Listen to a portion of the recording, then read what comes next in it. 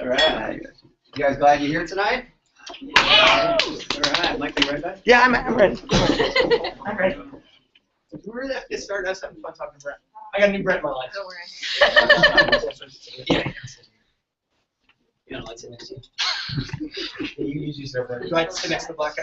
Oh. Don't worry, guys. I'm here on the affirmative action. Oh man, this is fun.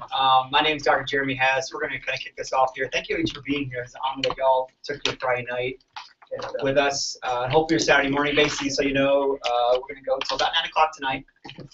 And we're going to just kind of tell us, we're going to start just kind of telling our story. Yeah, Zeus is going to bring us all for dinner. Yep. And then and so you can plan ahead if you like what you hear and you want to hear more. Tomorrow morning we're here in this room, correct? Same room, 9 to 11. So tonight we're going to talk about a lot of things. If you watch on the post, we're going to be talking about pediatrics tonight. We're going to talk about a little bit of cash practice. We're going to talk about community chiropractic, family care, and then tomorrow morning is a question and answer session, like a mastermind. So you can ask. It's kind of like ask us anything session about those subjects or any subject for that matter. So tomorrow morning we're going to just like a mastermind and just kind of be real with y'all. That's the goal for the whole tonight and tomorrow morning, just to be as transparent as possible. We have nothing to sell. We have nothing to give you other than hopefully some good chiropractic and some practice knowledge. And really that's where launch is from. The goal of launch is, and the reason that we travel, we were just at New York Chiropractic College last weekend. You guys New York Chiropractic College? You guys are blessed. By the way, this is probably the most. You couldn't find a coffee anywhere. You guys are 3 minutes from Whole Foods. And, oh, you guys are blessed. But yeah, it's probably one of the, between this and Life, probably the nicest college campus. There's a lot of college campuses. If you haven't been to some, are kind of in seedy parts of town, that kind of thing. But so you guys are really blessed with a beautiful campus here. Sorry. Yeah. I'll stop. But so when we it's like, cause someone asked me in the bathroom, I was urinal and someone's asking me, just trying to take a leak, and what's up with launch? What is it all about? Why are you guys doing this? And I thought it was a heck of a question. It was actually me that asked it. Why are we doing this? Why are you even here? And when you said, let me finish. Because if you ladies don't know, it's unspoken rule in the men's bathroom. You're supposed to talk to each other.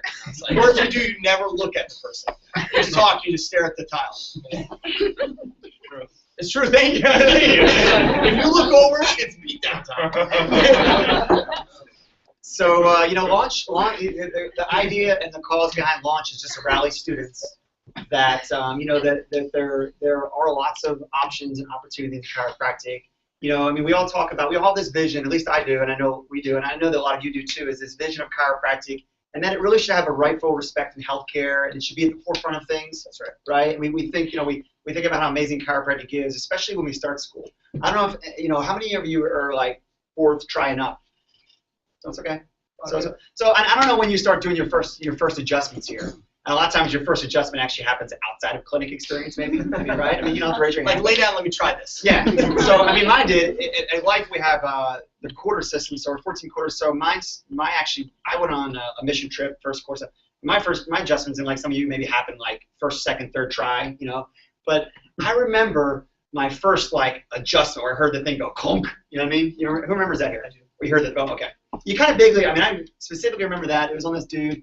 It was an upper cervical adjustment, and I don't know if you ever heard of the knee-chest posture. Anybody seen? Okay. So, and I don't do that in practice anymore. Shocker. I don't do that in practice.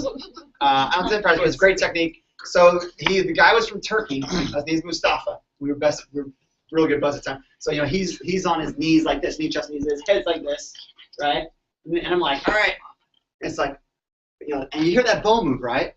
And you just, for me, it's like you fall in love with that, right? Who fell in love with that? The adjustment, just. So it's kind of like, Jeremy, I got to tell a story. Right. So at NYCC last week, I had a really bad headache. I don't know what it is about flying every weekend. I don't know what it is, but those airplane seats suck. And so he's like, I got this chair right here. He's like, why don't we do a knee chest? Let me check that occiput. Let's check the atlas. Just check. And then so he gets me on the chair, and he's like, man, it's been a long time since I did it. You think I still I don't know if I can. Do you think I still can do it? And they just like run. I'm like, whoa! And he loosened my molars on the other side, but I mean, I felt better afterwards. I mean, he rocked it. But continue the story. Oh yeah. Like, you think I said? I think I was like, I don't. It's like, oh my gosh. Talk about puckering the old bung. I mean, he was like, he rocked it. So Logan, it was actually a Logan adjustment, Logan basic, but from this side down. It's great.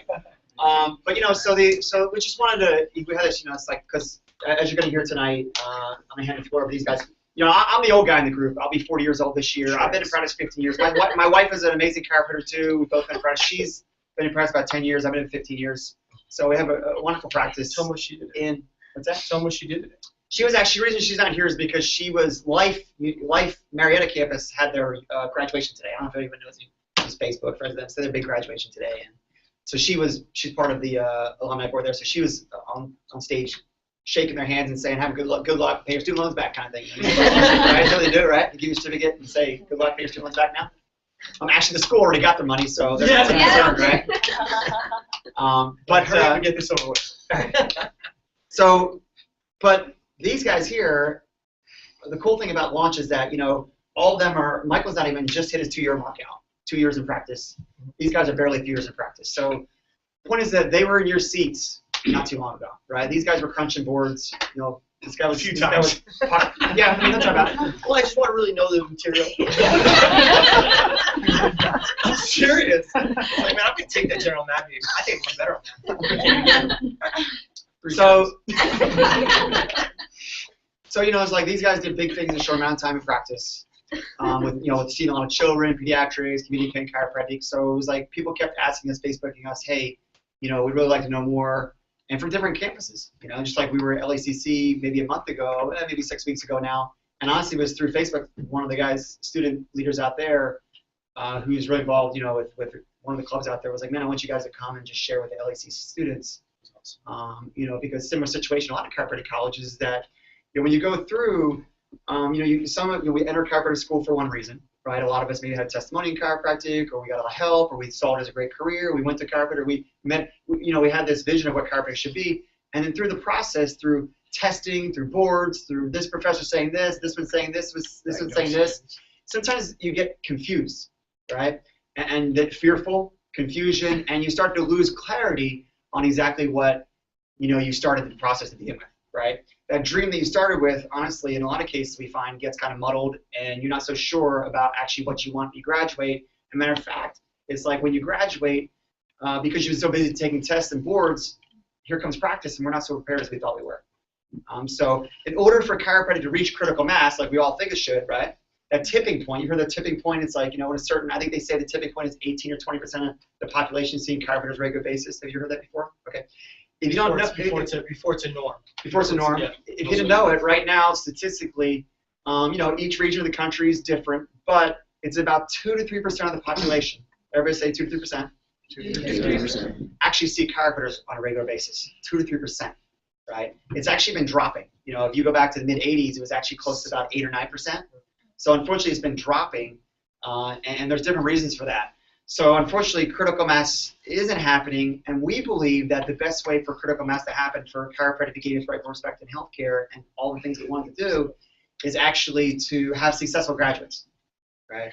So that's the goal of launch. And my story is that, like I said, we graduated 15 years ago from Life. I struggled, man, for 4 or 5 years in practice. My wife joined, both struggled. When I say struggle, meaning like we had a great chiropractic practice, but we really believed that we could serve more.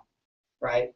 We really believe that God, what I believe and my wife believe is that God gave us these hands for a reason, and we had all this time in a practice that we really weren't, you know, serving people the way we thought. We weren't adjusting as many as we thought we could, and through, you know, just mentors in my life and making change and meeting the right people, we began to make changes and steps in the right direction, I believe, and, you know, to see more and more people in our practice, you know, to eventually where we're seeing hundreds of people a week, and even you know, for a long period of time. I mean, you know, and I hate to even say this because like it's not about the number, but when you talk about how many people you're seeing or a number, it does represent individual people, right? Mm-hmm. And those individual people, on some level, you know, represent lives and health and all that kind of thing in the healthy community.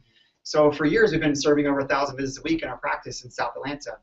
So what happened is these guys, you know, just because we're in proximity to Life University, started to plug in, we started to mentor them. And then it's kind of like we just push them forward, and they've done amazing things so much faster and quicker than we have.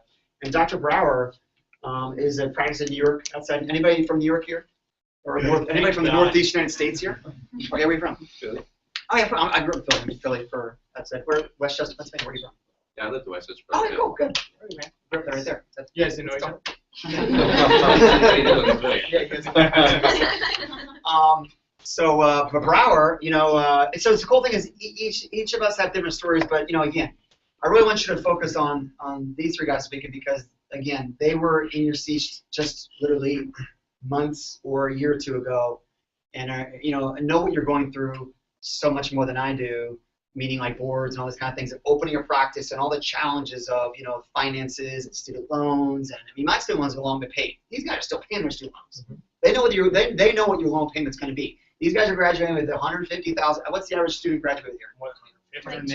Right, so these guys know that, man. 150, 175. I love that 150. Dr. Weiss, how many you got? We got a $500,000 between the two of us. $500,000 student loans. So it's real scared of them?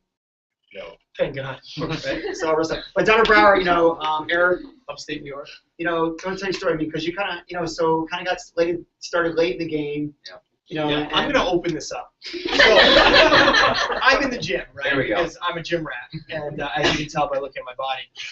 And so I roll in there, and I hear this noise in the gym. And I thought maybe somebody was trapped under weights. I thought maybe somebody was literally going for an Olympic record. I just thought something was happening, maybe a seizure. I wasn't sure. I go around the corner and I see Eric Brower. At the time, I didn't really know who he was, but he was wearing literally what looked like a toddler's onesie in the mirrors, and is literally just walking at this freaking thing. And it's in the mirror. And he's hissing because the thing was so freaking tight.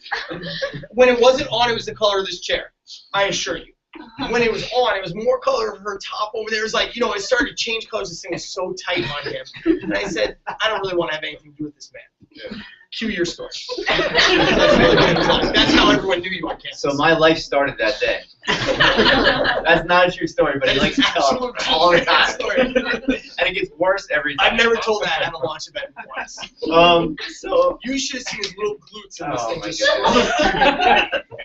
Go ahead. I don't want to take over. So part of my story is this, that I was an athlete and liked to really enjoy undergrad. And not really for the schooling, for the wrong reasons, right? And maybe some of us fell in that category. My life changed when I stopped sort of the party atmosphere. I stopped wrestling, and I realized I wanted to be a chiropractor, and a light bulb went off in my head. I said, that's what I'm going to be. So my last couple of semesters, my last probably year and a half, I dedicated myself to being a student. And I had never dedicated myself to being a student before. I always just got by on just getting by, natural gifts or just however I needed to get by, right? And so I actually had to learn to be a student because I started taking really hard courses. So, fast forward, knew I was going to be a chiropractor, graduated, and I said, well, I'm going to chiropractic school. So my biggest fear about chiropractic school was obviously that I just kind of turned my life around, and I always just heard how hard chiropractic school was, so I was just really going to chiropractic school, fearful of just the schooling. I wasn't even thinking about anything in the future. I wasn't thinking about, graduation whatsoever, or even opening a practice. I was just thinking about, I just need to pass my class. I need to pass my board. I need to do really good. Come first quarter, which we have, I know you guys have tries, and I did really good. I applied myself. I did good. I did good in my classes. Started getting A's, and just a couple B's, and I got addicted to grades. And so I was, I would trap myself at home on weekends. I was working out, going to the gym, doing Brazilian Jiu-Jitsu, as I was talking to these guys about, and flexing, and really it was just school. I would just wanted to be, I'd sit up in the front row, and it was a school because that was my fear, and I started doing good, so I was like, this is what I want to do. So anyway, so I started getting all these good grades. Long story short, I get towards the end of my school career, and I realize, that same sort of feeling that came over me, I want to be a chiropractor. It was a similar sort of feeling, but it was a fearful one that I have done nothing. It was literally all at once. It was always kind of in the back of my head, prepare. You know what I mean? It was in the back of my head, but school would come up, or adjusting seminar would come up, and I'd say, okay, that's the easy route, right? That's the easy route. Kind of do that stuff. That's what I've been doing. That's we kind of go with what our strengths are. gym, flexing, and this and that. So it hit me like a ton of bricks. It was like a sinking feeling, right? I have not prepared whatsoever. And I was probably around 6 months to graduation. Anybody in that case right now? We'll talk to it. So you're 6 months from graduation, you kind of feel 6 months from graduation and underprepared to a little bit. Yeah. Yeah, it's like, and so I didn't even know what I didn't know.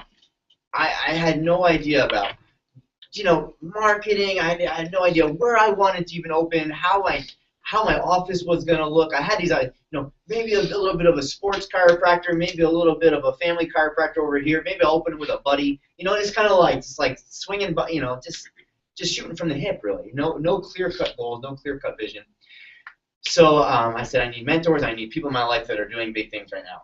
And so that's partly where you can cue this guy and a couple other people that were in my quarter that I saw. It's just me. Me. I really saw, because I knew this guy, and I'm going to tell his story in a little bit. Some of the weird things he used to do. But I saw them, and I was sort of pessimistic, in my earlier self. That's sort of, and so I just literally saw somebody just transform themselves from somebody that I felt like a normal guy to somebody who was a leader, somebody that could speak, and just knew all this information. I said, I just got to start hanging out with these guys, just a small group of guys. Whatever you're doing, I'm coming with you this weekend. You're going to help out an office. You're going to do a marketing event. You're going to give a talk for an office. I'm coming with you. One of the top offices that they were doing this for was this guy.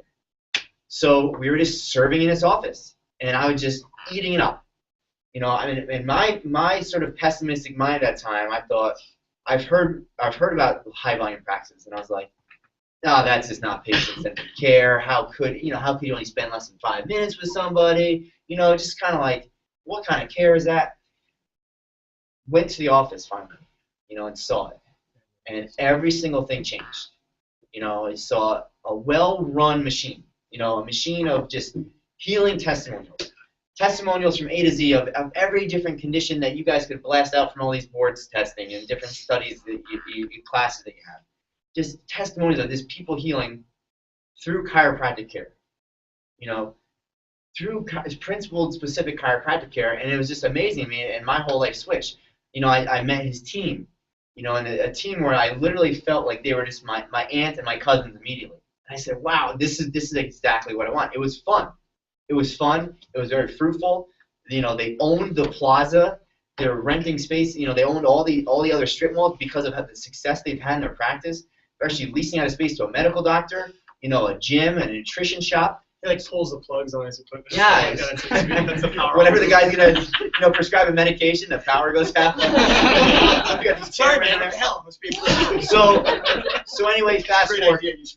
Even though I got plugged in late. And if anybody knows me, I'm like, once I go into something, I go in full board, so I'm all in. I was like dating when you girls went into that onesie. It was like full board. Keep going. So I had a girlfriend at the time, and she's like not in chiropractic school. She's like super tough sort of girl, you know what I mean? And I'm dragging her to everything, and she's kicking and screaming. If anybody has a girlfriend, boyfriend, or spouse that's like doesn't know about chiropractic, I'm dragging her with me, and she's trying to run out the back door. I'm like, nope, and sometimes I chase her. But we just keep showing up, even with all of that.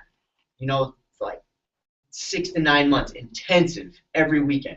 I didn't take part for board review because I was like, at that time of board review, and this was like total change for me because all the other classes, I'm like, board review, I got to get A's and pass so high. I said, I'm not even going to do board review because I know where my time is best spent now. So even after all that, opened up, we searched all over the country. After process of elimination, we went back to New York. We checked everything off our list. We went back to New York, opened a practice. And even with that time of training, 6 to 9 months, it was still very hard. And everything I thought I was going to do to mimic their practice, I almost thought many times because I realized how little I actually did know, I was going to give up on. Maybe take the easy way out. Right? Maybe start implementing all these other things that you see all these other offices doing, which may be good, but I was doing because I wasn't sure if we're going to be able to pay the bills. Right? So that's a scary thing. And that's not why you want to bring other things in your office for paying the bills, right? It's like if you're not going to do certain things with your family, then you shouldn't be doing them with your practice members, right? You should be doing what you're here to do, using your gifts, which I knew was chiropractic. Pushed hard, just kept sewing in these guys. I was gonna really just go a different direction, but I said I'm just gonna stick to this. I knew what my vision was, stuck it out, just kept on the phone, just kept answering questions on the phone with them. Text messages, 10 a day. And then first year in practice, from that pushing, started off really hard, but then it just clicked. Then it started clicking. It took a lot of hard work. It took a lot of fear. Months of just sitting in the office and nobody there, and not know what the next move was, not knowing how to negotiate leases. All these things that we're going to talk about today that we started developing based on the success of others that we've helped, things that I didn't have, things that you may not have had right from the start, and it's just amazing. But through that hard work, through learning as I went, through learning the hard way, we were able to build our office our first year to 300 visits by the end of that first year, which is pretty good. And now we're 3 years in, and we are at averaging 900 visits a week. And we're helping a ton of people, but not to say that too, our lives are also blessed because we're collecting about 7 figures if we're going to take the end of the year, how much finances we're going to bring in, which is really cool. We're able to give back to organizations all the time. They're like, we're doing a run. Can you sponsor this high school event? Can you sponsor our team? And every single time, I'm like, yeah, send me over how we can help. You know what I mean? It's awesome, right? It's just churches throwing things. Right now we're doing donations for troops overseas. So we're able to, through our success, we're able to bless so many other people. We got all these awesome team members, so we're able to bless them and their families and just connecting all these people in our community. So we're really becoming this hub in our community, just like we learned from him. Now we're implementing in our office. And what our goal is to help you guys see this. So, 9 months intensive training still wasn't enough. Start now, right? Learn the things that I didn't even have a chance to learn, and then boom, you could do what I did even quicker. You can, and whether your goal is to see 900 or not, whatever your goal is, you can hit it as soon as possible. You can be the best versions of yourselves, and then really just live your dream life, right? And that's what really we want you guys to have as soon as possible. All that's while helping the chiropractic profession. That's right. Because sick chiropractic offices are going to be sick for the profession. That's right. Right? So, this guy's got an amazing story. Dr. Cornell practices in Dallas. Under 2 years, around a little over 2 years. Yeah, it'd be 3 years at the end of this year. Owns 2 offices, 2 of the largest offices in Dallas. With his wife, who's also a chiropractor. Obviously, the brains. While I knew this guy. Definitely the beauty. I knew this guy while he was in school, and he was very disciplined. He was one of the most disciplined guys I knew. He was very hardcore in clinic. Clinical Excellence Award. He won the Clinical Excellence Award, and from my understanding, it was as far as you guys have like adjustments, you'll have little competitions and stuff like that. I wasn't really interested in that. I was interested in studying at the time, which is really lame, I know. Mm-hmm. Top 5 in the history of Life University. The largest chiropractic school in the world. I'm gonna tell you, beat me out. This guy's number 1. The top 5 in the history of chiropractic school. Their financials are awesome right now. 2 offices. Share with us, man. So yeah, I'm Dr. Cornell Cornish. I go by Dr. Zeus. If you ask somebody who Dr. Cornell is, they don't know. But you say Dr. Zeus, they're like, yeah, I know that guy. The black guy on the M tour. On the M tour. Launch tour 2014, black guy from Action. Actually, he's our driver. This is you know what's the best part? Morgan Freeman. Yeah, we're in LA. We're in LA, and we're LACC. We're at Newport Beach, and it's gorgeous. You know what I mean? I mean, it's like you go there and feel like a poor person, right? And we're walking around. It's right on. I mean, it's unbelievable. And we're walking around, and people they're looking at me because they're like.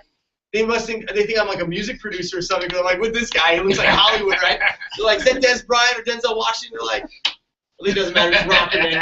Get us in that restaurant that waiting. So yeah, So I have a different story. I got into chiropractic after I got into an automobile accident, right? So I go to this chiropractor and I'm riding with this chick and she gets into a wreck and I'm like, yeah, I'm going to give me a check. So, I faked the knee injury. Oh, yeah. I want to get a check. I got like $4,200. I was still in college. It was amazing. So I go to this chiropractor anyway. I go to this chiropractor and literally, We're gonna have to edit that. he's One call. Was it? One call, that's all. Get your rec, get a check. $4,200. So I go to this chiropractor and he was a really cool guy, you know, and I was trying to find my way, see what I was gonna do. I played professional football for a year and a half, and he cut me. So here I am. I'm like, man, what am I gonna do in my life? So this guy literally tells me he works 2.5 days a week and he makes $200,000 a year. I'm like, yep, I'm going to chiropractic school. And I'm serious. You know, the first day when you're in chiropractic school, we had this teacher. He made you stand up and say where you from and why you came to chiropractic school. And I literally stood up and said, I'm here because I want to make a lot of money. I'd never been adjusted. I didn't know what subluxation was. I mean, the first day, the first class was like Dr. Koch, who's a big philosophy guy. He rewrote Stevenson's principles, the 33 principles. He rewrote that book. It's a bold move. It's a bold move. Yeah. So he's like going over this stuff. I'm like, oh my God, what in the heck I got myself into? Everybody's in the class like, yeah, I'm on a new phone that I just bought my loan check. So I thought, here's what I thought. If this dude works 2.5 days a week, I can work 5 days a week and make double the money, right? So I'm in chiropractic school, and I deliver the first adjustment, like fifth quarter, right? And my first time, you know, everybody's in there struggling. Still feeling it right now. They've never had another health condition. So I make this adjustment, right? It's a side posture, right? Everybody in the class has tried, nobody can do it. My first time, boom! I remember it was an AS. I was like, whoa! I fell in love with chiropractic that day. I fell in love with chiropractic that day, and I took it serious. And later on, and like halfway through 6th quarter, I met this Italian guy who had a really big beard. He had a big beard, bro. Used to wear a North Face vest. We were like studying urine, right? What was that class called? Urine analysis. Yeah. Oh, I like try to move everyone's urine around and stuff, like try to confuse the lab. So I met Michael. And, I was a serious student. Michael was always on fire. Is that your computer? It looked the same. It had a little head on it. And I was like, I'm going to drink that. That's disgusting. Cheryl, you haven't drank. Never mind.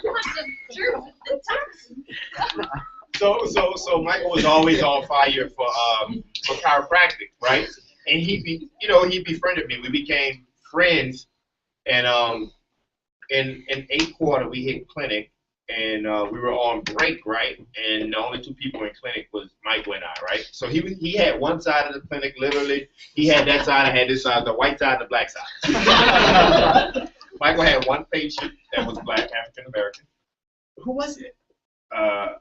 Somebody you kicked out of clinic. You're referring to me.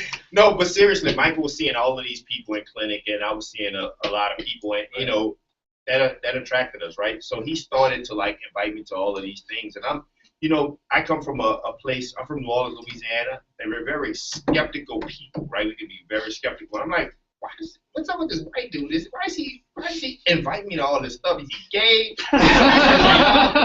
Answer is yes. He's trying to use me, and he keeps inviting me to Dr. Hessoff. You should come to the Dr. Pool. So I go to Dr. Pool. I've never been a black man. I've never been a black man. We spooned before. So my life changed. Literally, my life changed when I met Michael, because I got introduced. He introduced me to Dr. Hess, which they both introduced me to principal chiropractic care, right? Which is subluxation-based chiropractic. But then, as I was about to graduate, Michael would invite me to all of these events and come out and hang out with him. And, you know, I was like, man, what's up with this? You know, why is he inviting me up? Why they're trying to use me? You know, so by me not going to these different things that he invited me to, I didn't have clarity in how to communicate the principle of chiropractic and how to talk chiropractic to people. So right before graduation, we were still friends. We would hang out, but I wouldn't go to these things like you're at right now today, right on a Friday night. You know, I'll probably be in the house playing NBA 2K at the club, popping bottles, literally, right, with my loan check. Seriously, you're in Atlanta, you did pop a lot of bottles, right? I'm serious. So right before graduation, 6 months, pop champagne. 6 months before graduation, my family was going to give me $100K to open a practice. You guys thought he's from the hood, right? No. I am. We're not talking about where. Okay, tell him where he got the money now. Stop it. The camera's rolling. So they're gonna give me, my family's gonna give me $100K to open the practice. And we all set to go. We had started planning, and because I couldn't communicate chiropractic because I wasn't doing what you guys are doing right now, I got scared, and I signed a contract to join the franchise.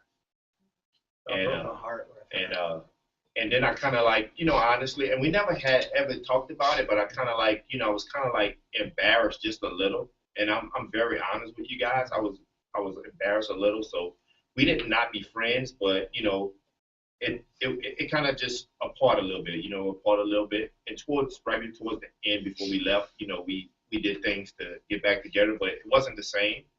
And Cue the spooning.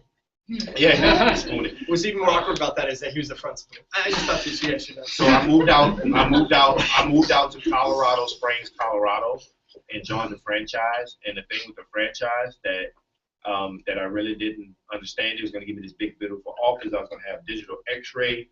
I mean, it was amazing. It's really nice. Still to this day, I say, man, our offices are amazing. And I got out there.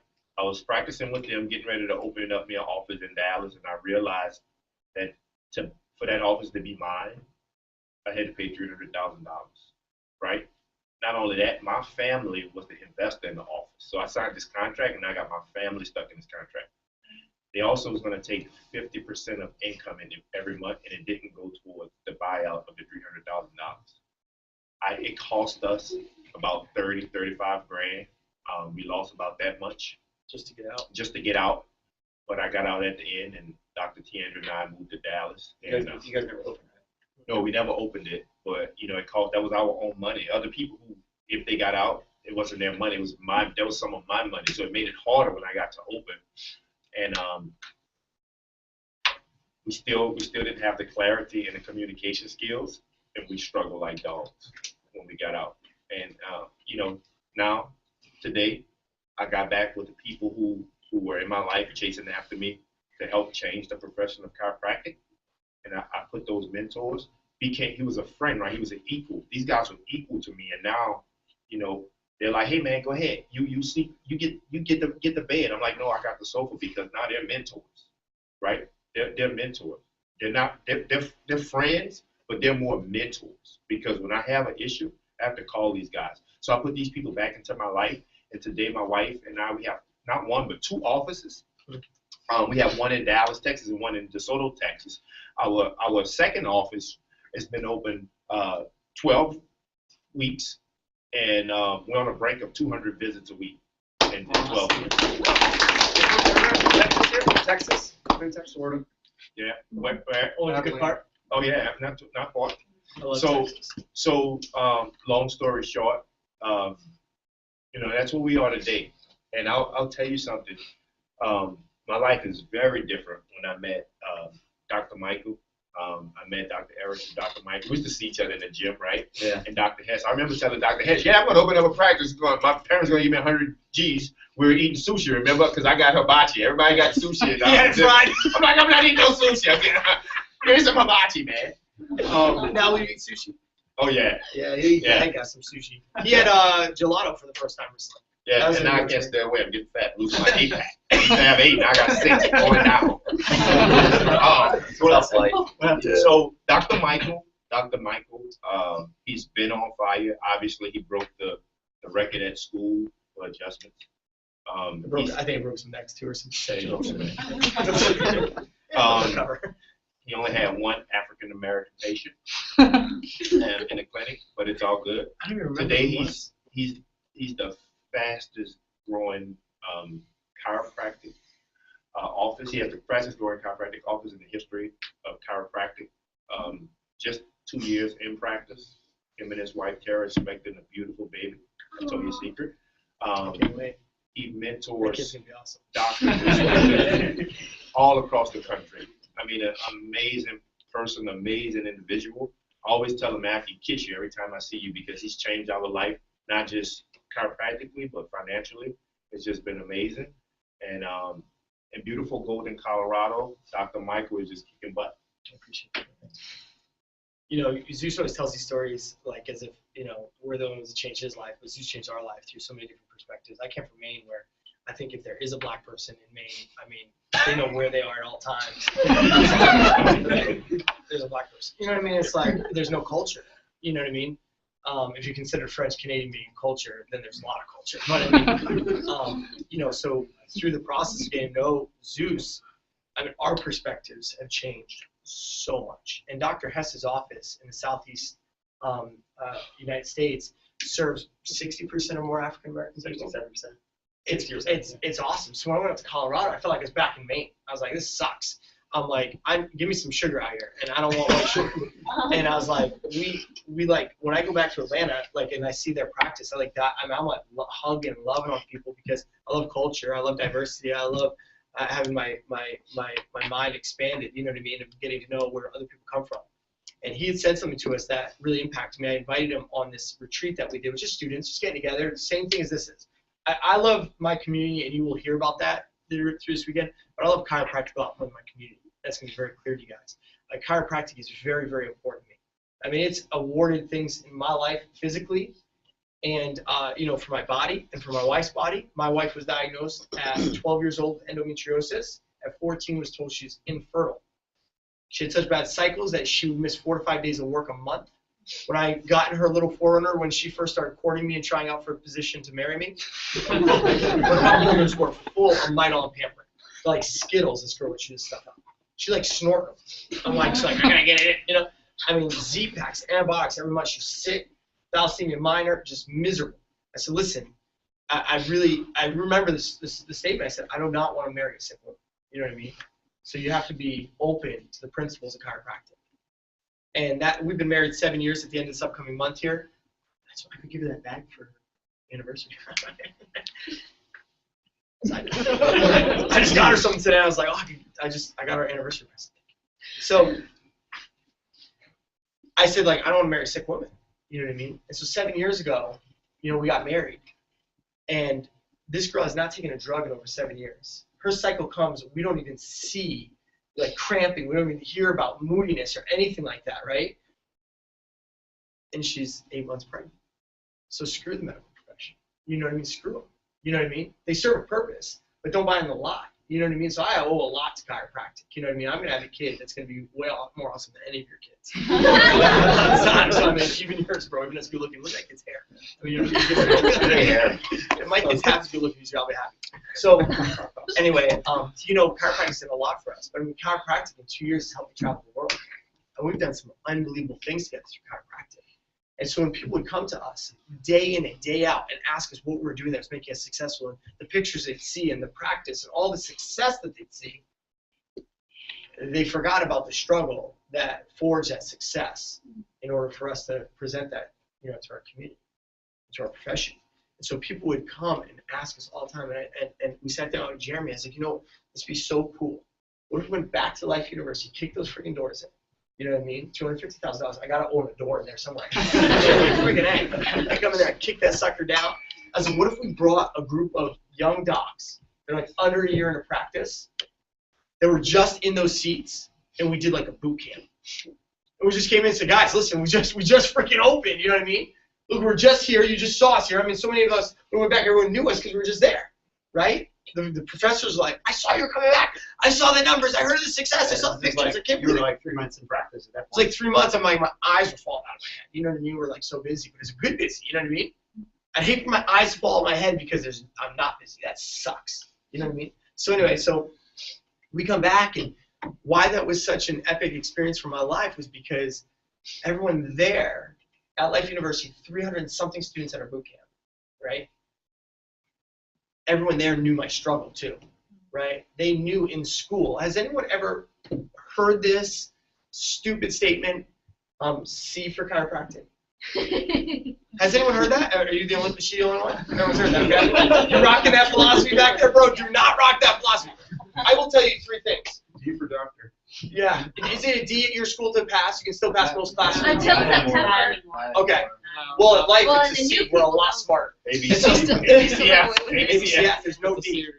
And I was like, damn, for you guys. that's what my D stood for. So listen, so my point in saying this is that there's 3 things about chiropractic, okay? 1, who in here struggled getting into chiropractic school? Be honest. Nobody struggled, right? Was it hard to get accepted in chiropractic school? You're like, you got a pulse, right? You got a pulse? You got credit? We'll, don't worry about credit. We'll get you co-signer. We'll get you. Right? One call, that's all. One call, that's all. You're in. Congratulations. You come tomorrow. Right? The easiest thing is to get into chiropractic school. Call me a liar. I mean, I just did it, right? The easiest thing to get into chiropractic school. You know what the next easiest thing is? Getting out of it, right? You know what the hardest thing about chiropractic is? Being successful in it. It's a fact. Shows less than 10% of students will open and go into private practice out of school. Chiropractic students. If we want to make a shift in chiropractic, it literally starts in this room with us guys. I mean, I hate that freaking rah-rah crap, and I'm not going to rah-rah you, because I hate it. I hate it. But I'm telling you what. There are so many dinosaurs out there trying to lead this profession that had success in the 70s and the 80s. I assure you. Man, they had, the Mercedes 80s, all insurance driven. Now they're talking about cash practices. Or they were super successful building on chiropractic, and now they've gone soul wellness and like doing all kinds of stuff that you can recognize chiropractic, and they give the credit to the wellness model when they built their success on chiropractic. You follow me? Why we created this thing was because all of us have built our success on chiropractic. We've done it in this day, in this age, in this healthcare system, in this economy. Okay? Which tells you you can too, right? I'm not going to tell you principles of our success based upon what was accomplished back in 1980, right? That's not going to happen. Everything looks different. I got a check the other day from out-of-network benefits. We were cash practice, and this check rolled in. I was like, holy crap, that's a check. And I pull it open in the mail. I was like, is that from a patient? And they're like, Sarah's like, no, it's an insurance company. I'm like, she's like, it was like 18 cents. It cost more for the freaking postage. You know what I mean? It's like crazy, right? So it's like, don't talk to me about when people come in and get 70 visits through Medicare or whatever else in chiropractic and just keep getting paid full price for it. Doesn't happen anymore. Who here wants to have a pediatric practice, right? Who wants to see kids? Someone else? You guys don't like kids? Let me ask you, does anyone want to see kids? What do sick kids become? Sick adults. So do people want to see kids in here? Right? Yeah, of course you want to see kids, right? Who here wishes that they could have got over some stuff as a child and maybe avoided some things in their life through chiropractic care? Me, I had holes in my eardrums. I had like tubes in my ears like 5 times. I mean, I was a wreck, right? Still had problems with my ears, right? If my parents knew what we know today, things would look a lot differently, right? So who here wants to have a cash practice? Who here, let me ask this question. Who here wants to be insurance dependent? There, that's better. So I assume everyone wants to be a cash practice in here or close to it. You don't want to be cash dependent. I mean, insurance dependent. Insurance dependent means that you collect more than 25% of your gross collections through insurance. Let me tell you what insurance says. They dictate exactly what you can bill for and what you are qualified to care for, treat, right, with chiropractic care.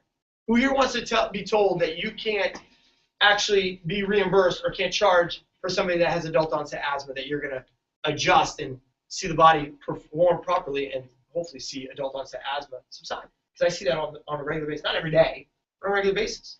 We see those sort of things. People pursue us for adult onset asthma.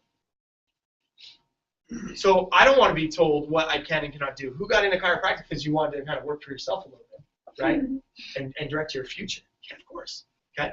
Now, if you become an associate, if you become an independent contractor, if you become a franchisee, if you become, I don't know, like a butt pirate, whatever you become, if you become that because that's your sole purpose and you're 100% prepared to be a butt pirate, do it. But if you become a franchisee because you're not prepared, shame on you. Shame on you, right? Well, I can say that. You guys represent me. I represent you in the profession. You know what I mean? And some of you will not or may not be congruent with me or my way of practice. That's cool. It's actually, what's cool about that is kind of learning about one another and opening your mind to that. Cultural diversity in chiropractic. And what I do care about is being excellent at chiropractic. you know what? I may look the way that I look, but I walk in a total spirit of excellence at all times in my practice. But in who I am, I'm not going to walk around like you. You know what I mean? You're awesome at being you. Why should I? You know what I mean? I should have this conversation with Brett. So in school, when I went through school, somebody spoke that wonderful philosophy of life: C for chiropractic. So guess what happens when you're striving for C's and you're a little off that day? What do you get? Yeah, you get a D. In our school, that's an F because we're a lot more intellectual than you guys. And we have a so it was that way. I'm just teasing. That was a joke. You guys don't know me. I'm not very serious. So you get a D. What happens when you get enough F's in school? What's the new title that they give you potentially when it drops the one up? Starts with a P. Probation. Yeah, probation. Right? And what happens when you fail and find out when you're on your honeymoon with your newlywed?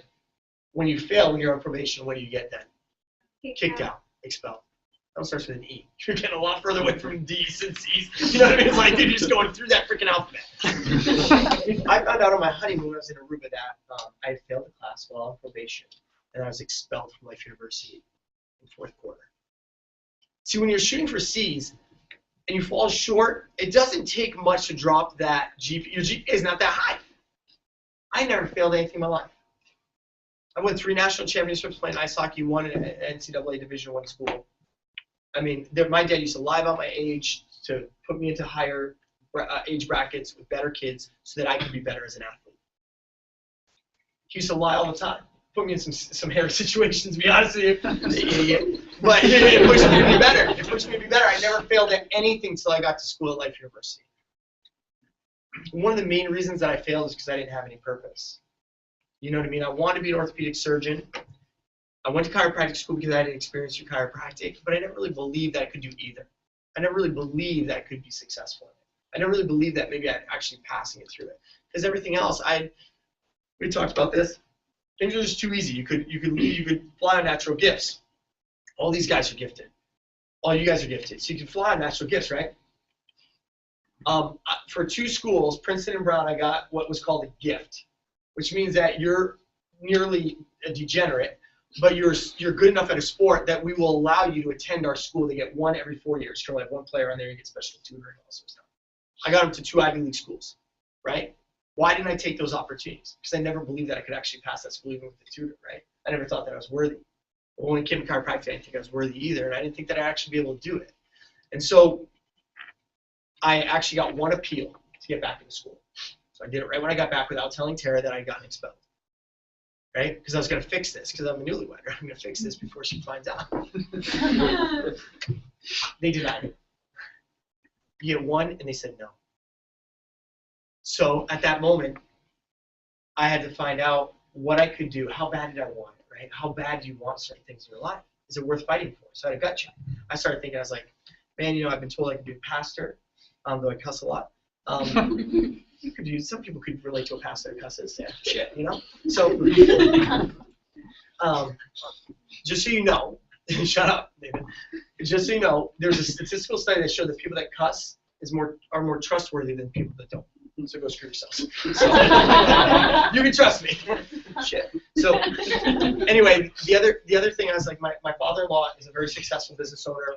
They design and manufacture furniture. He asked me, he's like, man, I'd love for you to come and run my business. So I was like, really, that was an easy out for me. Go right into the family business and start making money and be respected, right? But what about this first love with chiropractic, right? What about my original purpose?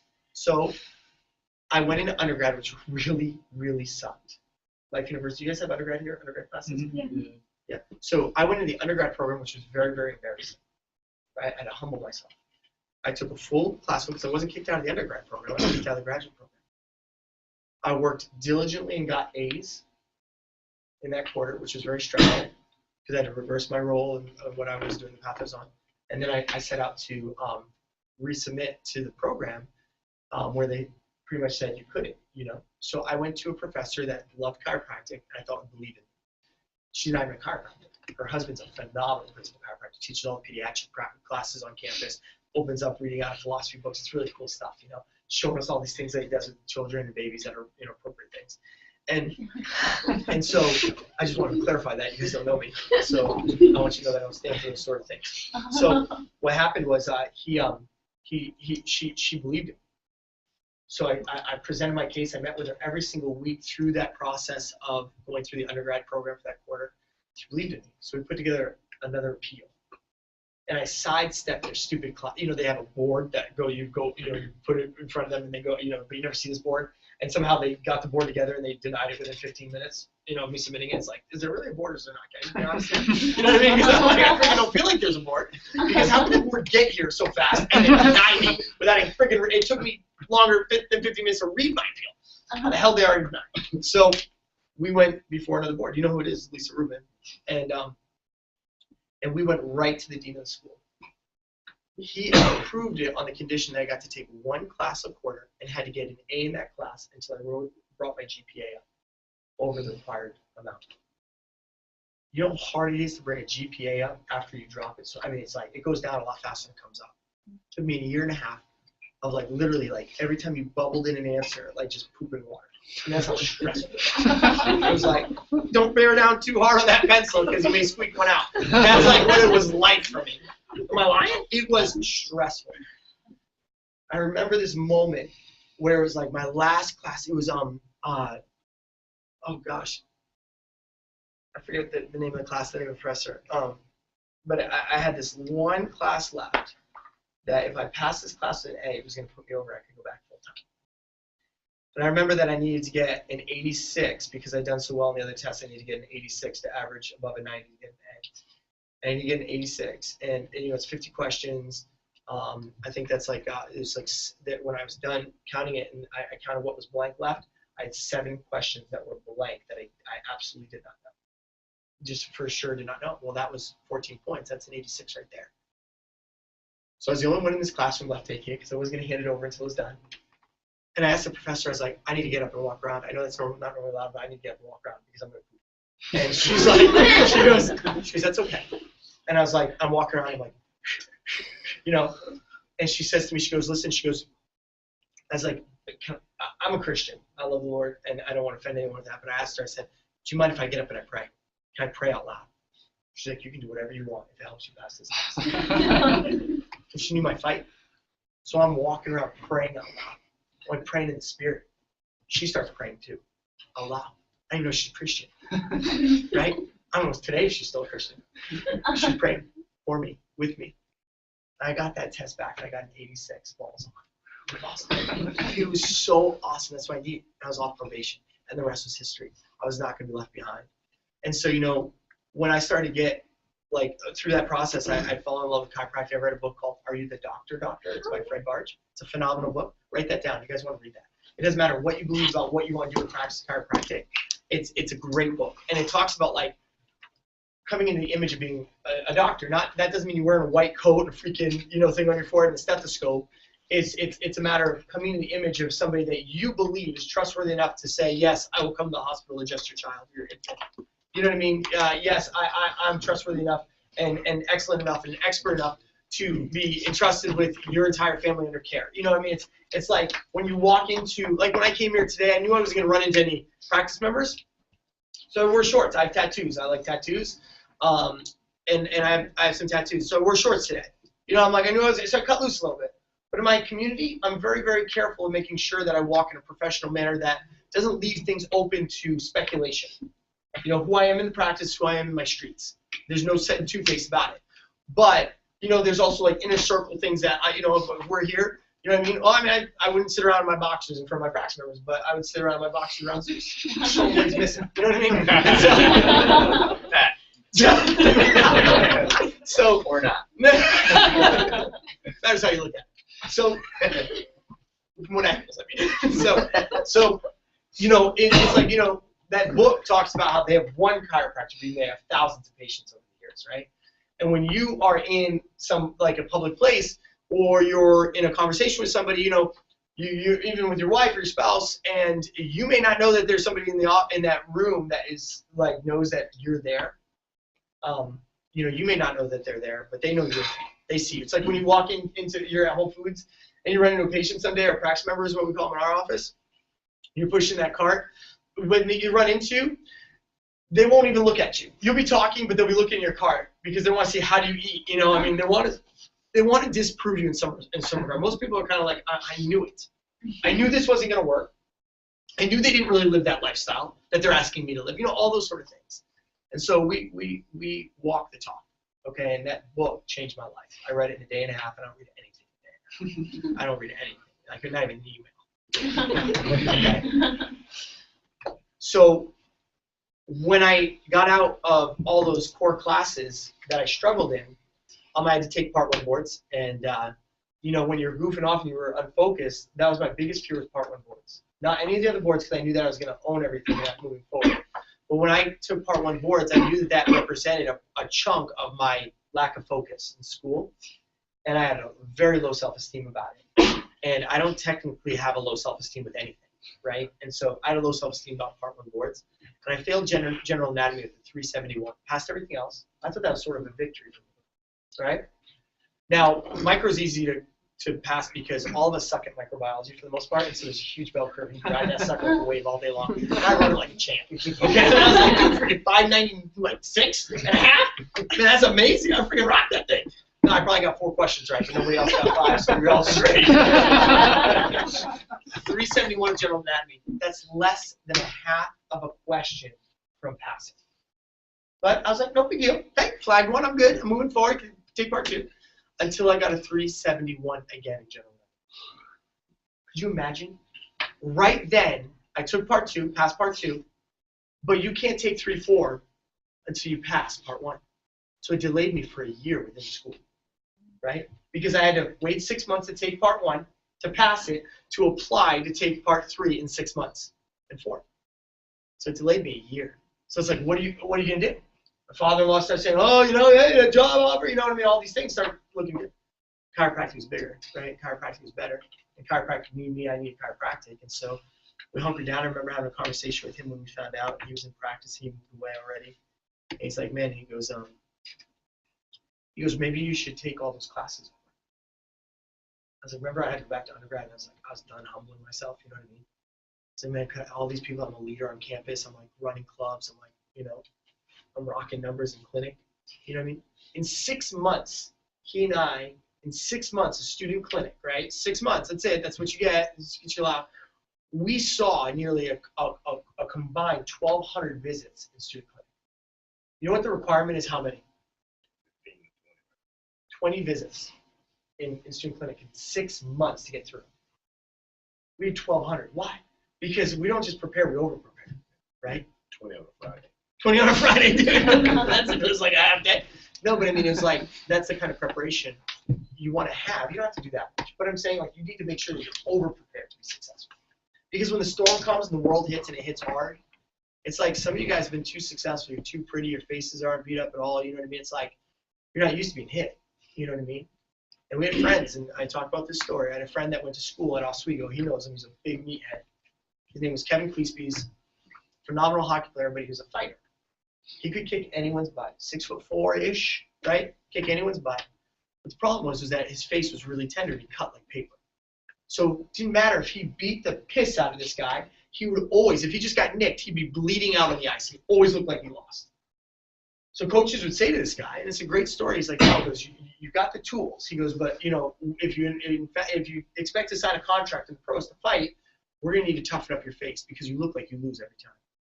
And so they would hold that man in practice, and they'd punch his face, and they'd tenderize this guy's face and build up scar tissue so he wouldn't cut. He ended up becoming a fighter in Europe for a couple of years. I was back in America, but he fought. He was a fighter. He made a lot of money doing so. For us, a lot of times we're going to cut too easy and we're going to fold up. You know what I mean? In practice, we see it happen on a regular basis. And our goal through Launch Tour is to say this. It's best to get beat up in school so that when you come out, you don't fumble on the goal line. When you put it all on the line, right? When you guys come all out, school like full of piss and vinegar and passion, with as much fuel in the tank as you'll ever have. I mean, I need you to be successful. I want you to be successful. I want you to do it in a version of chiropractic that positively represents our profession, rather than selling out because you couldn't sell chiropractic to your community. And you are. At the end of the day, you are. They're buying chiropractic from you, right? It's a service. It's not like it's a shirt that you're like, this is a shirt. This shirt's $20. Zeus's was 20 miles, much more. $20, right? And they hand you $20 and you hand them a shirt. And they get a shirt and they get to walk away and they know definitively that they have a shirt. It's not like that with chiropractic. Chiropractic is a service based upon somewhat promises of expectations that if you remove the subluxation, these should be some results that they should see over time. You have to convey that, create value in that, sell that to them so that they see the value in it and they purchase it from you. Does that make sense? A lot of people aren't comfortable with that. A lot of people are uncomfortable in chiropractic school because most are all very beautiful and in great shape, right? Never failed at anything. Their fear is rejection. And when it comes for the first time, it's kind of an eye-opening experience. As much as I've been rejected in my life, never by women, but mainly, through grades and stuff like that, it was difficult even for me to face rejection when I came out. It's like, you think that everybody wants it. They don't. If they did, we wouldn't be at 3% utilization in the United States. You follow me? 3%, that's nothing.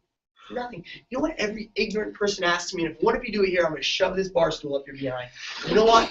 Every time I meet somebody, I met some guy today, he's like, man, you look good, you like your style. He's like being really nice to me at Nordstrom's today, at the gallery over here. He said, I had to stop and get the wifey something. Craig goes, I want to keep her happy. And so, you know what he says to me first thing? He's like, oh man, I'm paying for something. He's like, I go, can you ship that, bro? I don't want to carry that on the plane. He's like, yeah, ship that, man. Where are you from? I was like, Denver. Oh man, what's the first thing they're going to ask me about? Weed. Wouldn't it be a great place if somebody would ask me about chiropractic?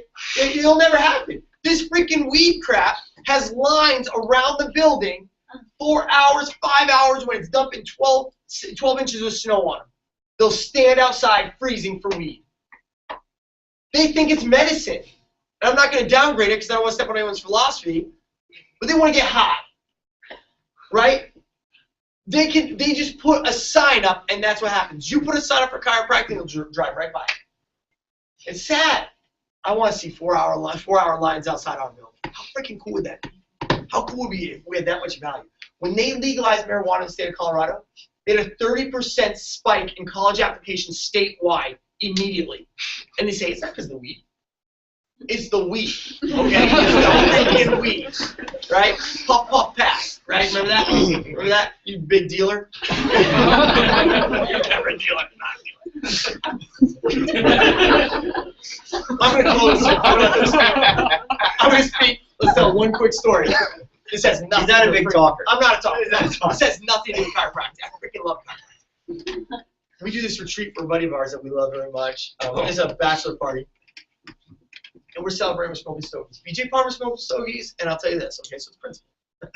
You guys better know who BJ Palmer is. So listen, so we're smoking stogies, celebrating this kid's bachelor weekend. We're just sitting around a fire on my in-laws' property. What? It's a board. It is a board question. It's like, no, actually it's not. It's the guy that started like osteopathic still was a board question. Oh, okay. Maybe asking about BJ Palmer. So still, what a loser. So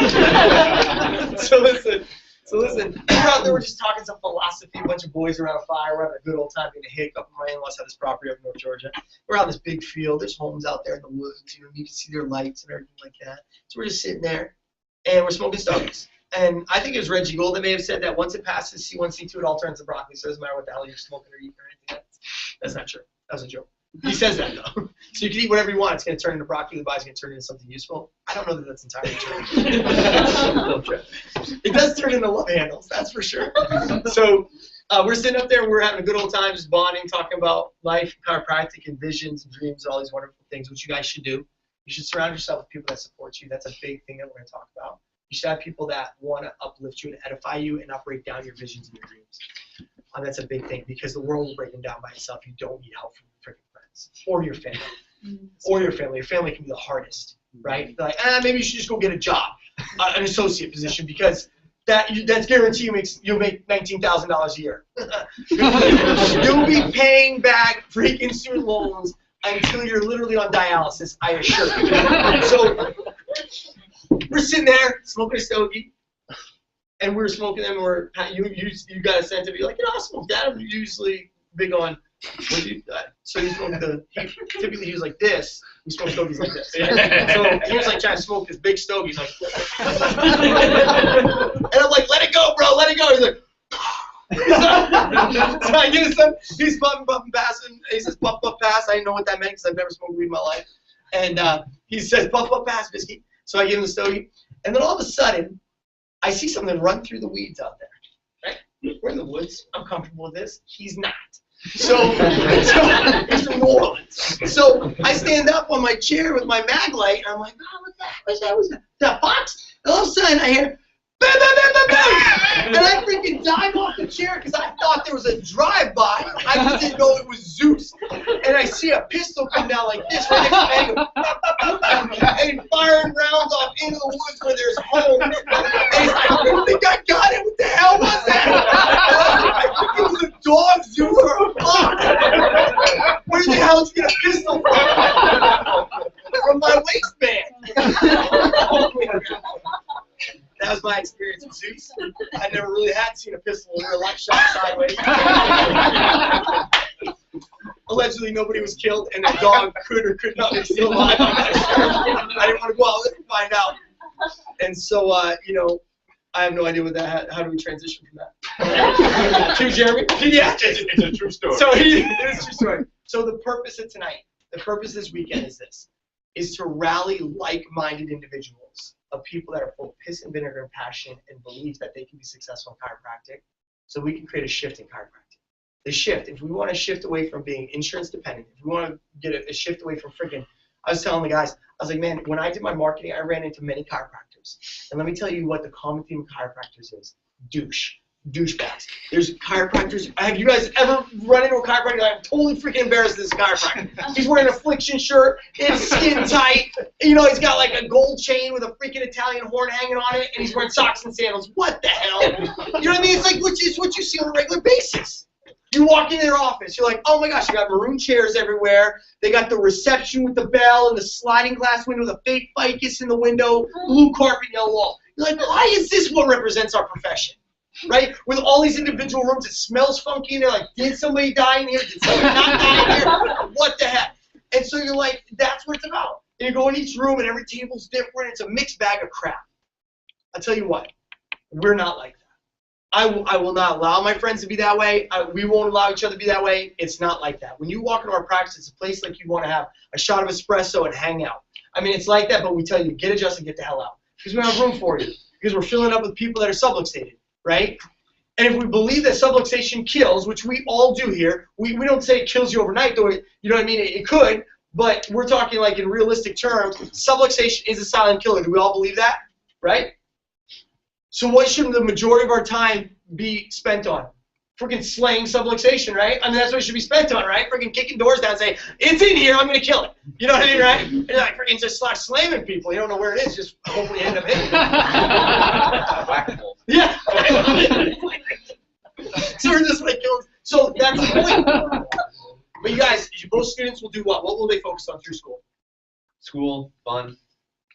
Yeah. Adjusting techniques, seminars. Yep. CrossFit and adjusting techniques, right? And making sure we drink our kombucha every day, right? I spent like $8,000 on seminars every weekend, and they're $100 a seminar, so I went to a lot of them. Right? So you come out with phenomenal adjusting technique, right? You know everything about adjusting technique. You're like, oh, AK is better than Gonset, and Gonset's better than TRT, and it's like, oh, whatever. It's all like a wiener measuring contest. And it's like, techniques work, right? But what is hard for students is putting butts in the seats to use your technique, right? And we're going to bridge that gap for you guys. And it's going to be sweet. It's going to give you clarity. It's going to give you certainty. It's going to give you understanding and confidence so that we can go out together and freaking kick some ass together. Trust me? Say this to our cuss. So, I mean, so we can trust one another, that we know that we'll represent each other well, okay? That's the goal. That's the objective. And that's what can be accomplished. Pediatrics, largest pediatric practice, known as the largest pediatric practice in the Southeast states, sitting right there. It doesn't just happen. It is something you should applaud to. You don't have to, because his ego is so big, I have to sleep in the same room with him. Right there.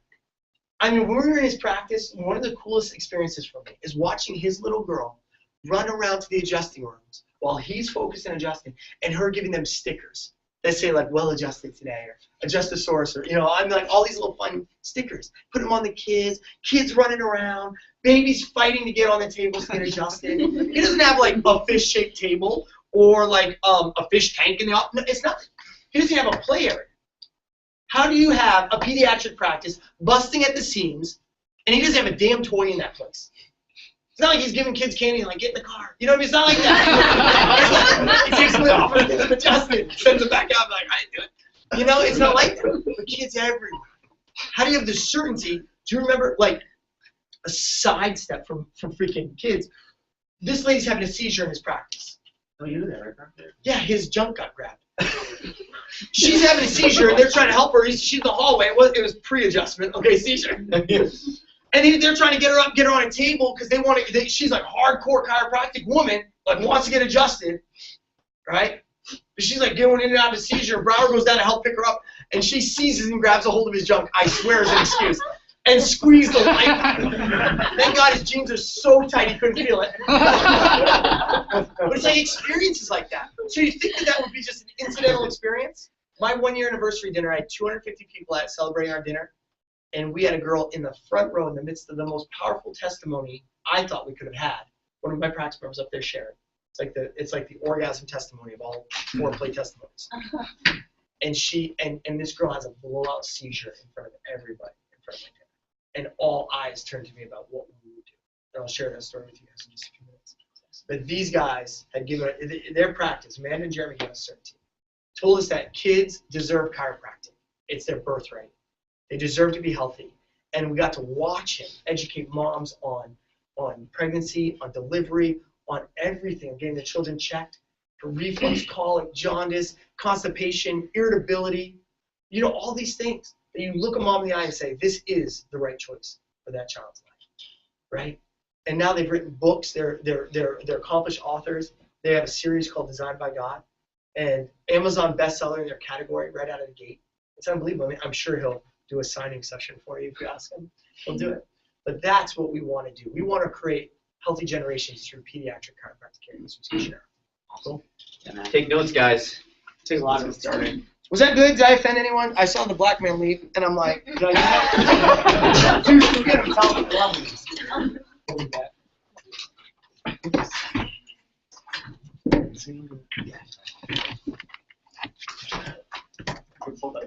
Yeah, he's in it. There's some coffee back here, guys. You guys doing okay so far? You guys having fun so far? Yeah. Not so much. That's all one of you. One kid's like, yeah, it's been alright. Kid's like, I'm getting the hell out of here. Don't fall in the salt. There was a spill. There was a spill. It wasn't my fault. I'm gonna buy you another coffee. It's Once a universal force. Summer. She's all like ready to suck that coffee down. Boom. Denied. Well, good. As we get started here, I know that y'all love kids, want to see kids. I have a 4- and 7-year-old. So anybody have kids in here? Cool. A couple. Awesome. So, you know, I'm like, if you're like me, I didn't have kids when I started my practice. So, you know, it's whether you have children or because sometimes it's like, well, I have kids, it's going to be very easy for me to, you know, see kids. And, you know, I think we have this perception. I did. You know, when I graduated chiropractic college, it was like, I mean, I knew, like Michael said, that, you know, subluxation, I just want to kick the lights down maybe a little bit. Subluxation was, you know, silent killer or, you know, was definitely detrimental to health, right? Whether it's in children or babies or adults. And, you know, it's kind of like, well, if you don't have kids, how do you relate? But the relatability actually comes through trust. Is this a problem that you can't even adjust the lights yet? Let alone Possibly. body? AK those things, man. Grow your beard for it better. That's cool. But it doesn't have any innate intelligence to communicate with a kid. Yeah, right. That's true. Grow your beard out. So, so this is a picture of our practice and kids and stuff. You know, like every person that you'll eventually see and that we see is that, you know, relationship is very relational, right? Relationships are built on trust. So as much as you want to believe that, you know, we'll go out and we'll tell people about chiropractic and we'll just be like, here, take my 6-week-old and do whatever you want with my 6-week-old, right? I mean, it's just not how it happens, right? And in most cases, you know, we thankfully, because we've established ourselves in our community, we do have now where people actually bring the children in first, potentially if the child has a situation, colic, or, you know, they've heard from a mother or something like that. You know, in the beginning, it's very much, you know, they don't trust you, right? I mean, if you have kids here, who's your, all right, how old are your kids? I have an 11-month-old. Yeah, so it's like 11-month-old. You imagine yourself, you didn't know anything about chiropractic. That's the biggest perception of chiropractic with kids. It's like, and we hear it all the time. So mom brings, typically it's grandma. Grandma convinces her daughter to bring the baby in, 6 weeks old, having colic. We do a couple adjustments, colic's gone. Mom's excited. Mom's at church, right?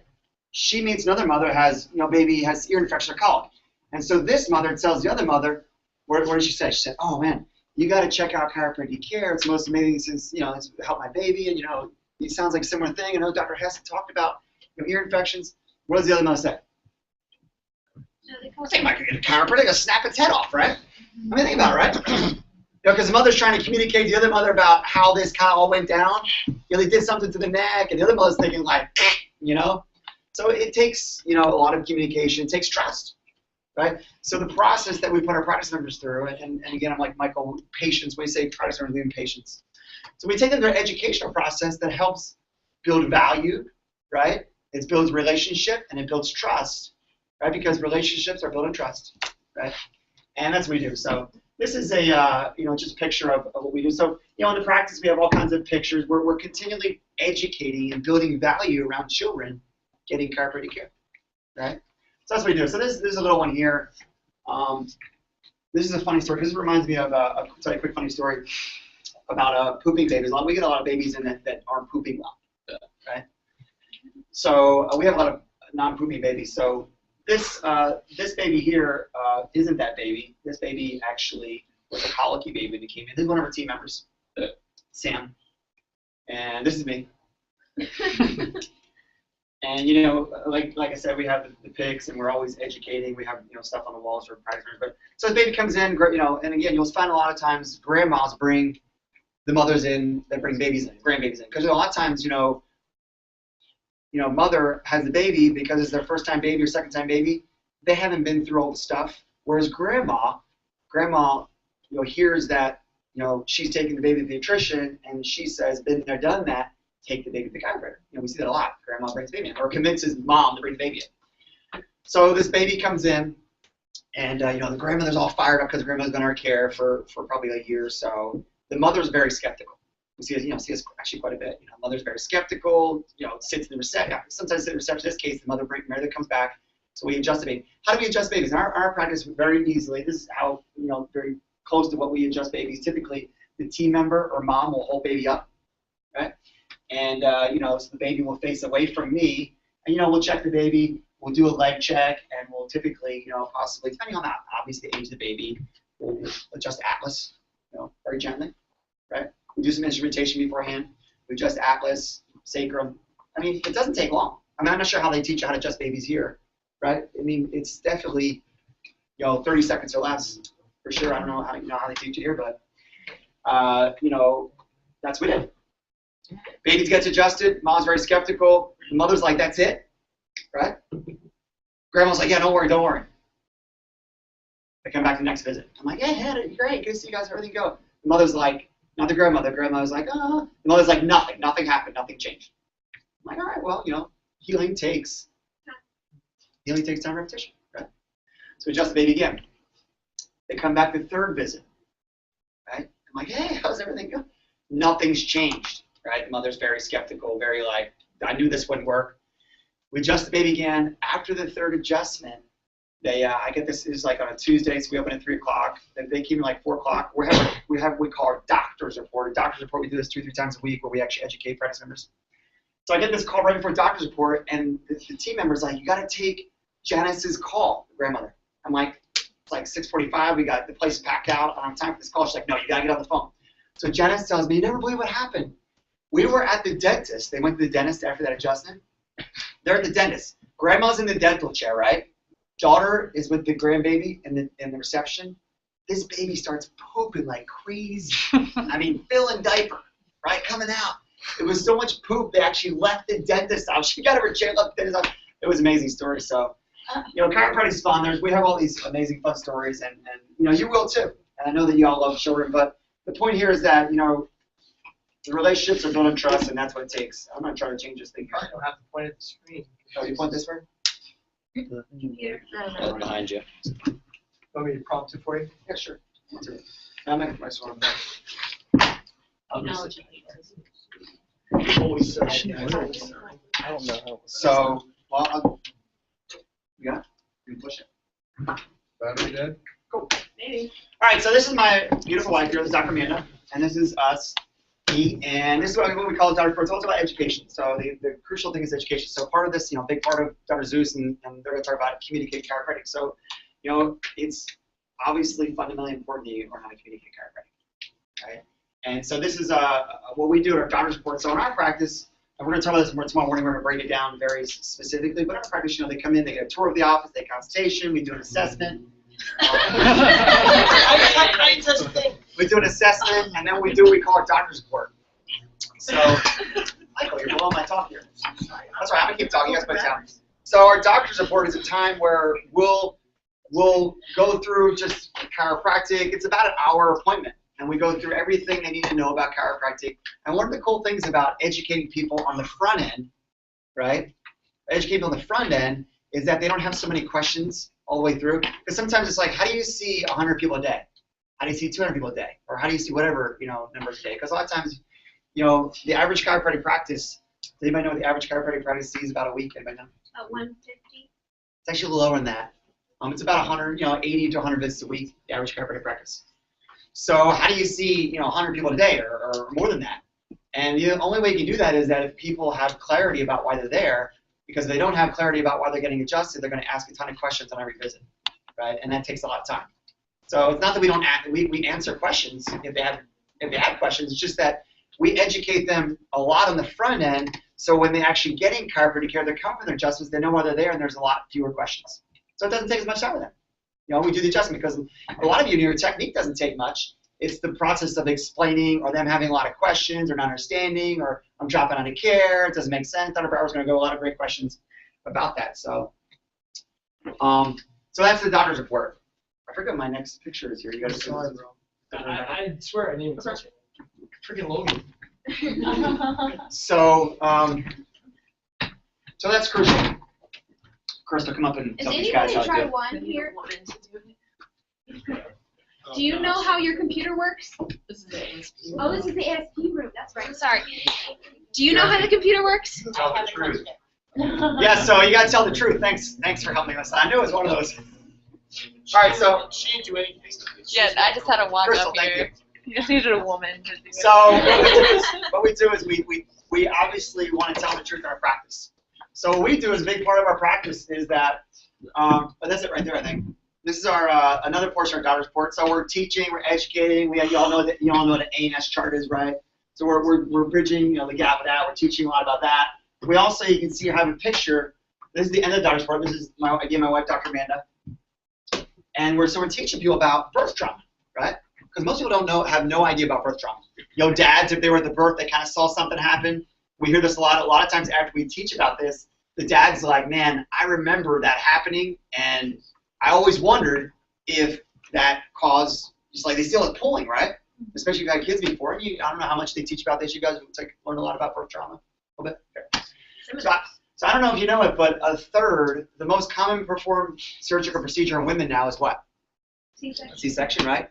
In New York State, Dr. Brower told me that over 60% of births are C-section now. 60%, right? Now that's high because the national average is about 34, 35%. So a third of births are actually coming not through the birth canal, but actually through where, right? So there's all kinds, and you guys know if you study physiology, there's all kinds of ramifications, immunologically, neurologically, for the baby. But people don't necessarily understand that, but they do know that it's probably not normal, right? It's not natural.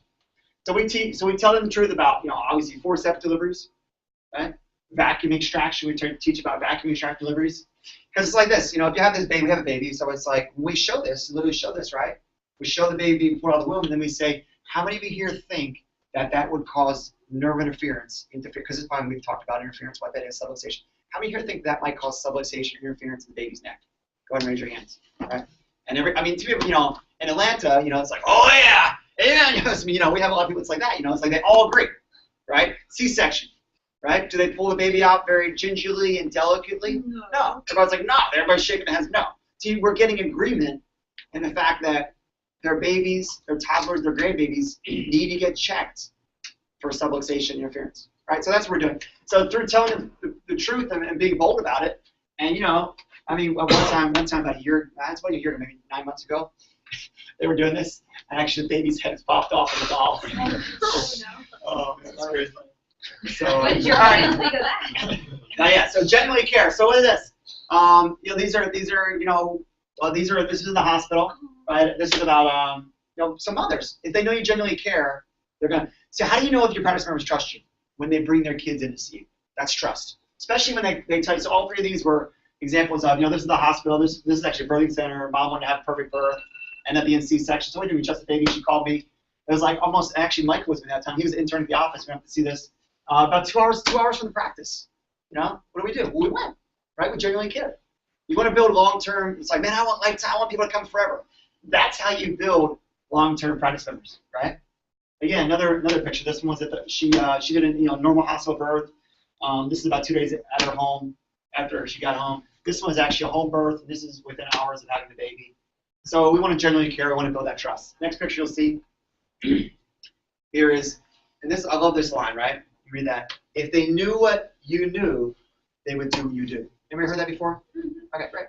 So if people knew what we know, right, if we can teach them that, they'll do what we do. You here gets adjusted at least, I don't know, once a week. I get adjusted once a week. Every once a week. I get checked every week. Yeah, okay, checked or adjusted, right? So we're all getting adjusted or checked a couple times a month, right? I adjust my kids. My dog, Alyssa, she gets adjusted every Tuesday in the practice. My 7-year-old.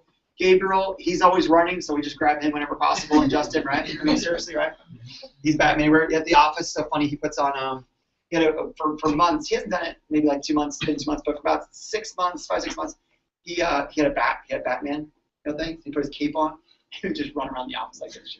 And then let's hand out lollipops and it's fun, So again, if they know what we know, what do? They do what we do, right? So we have to have them understand what we know.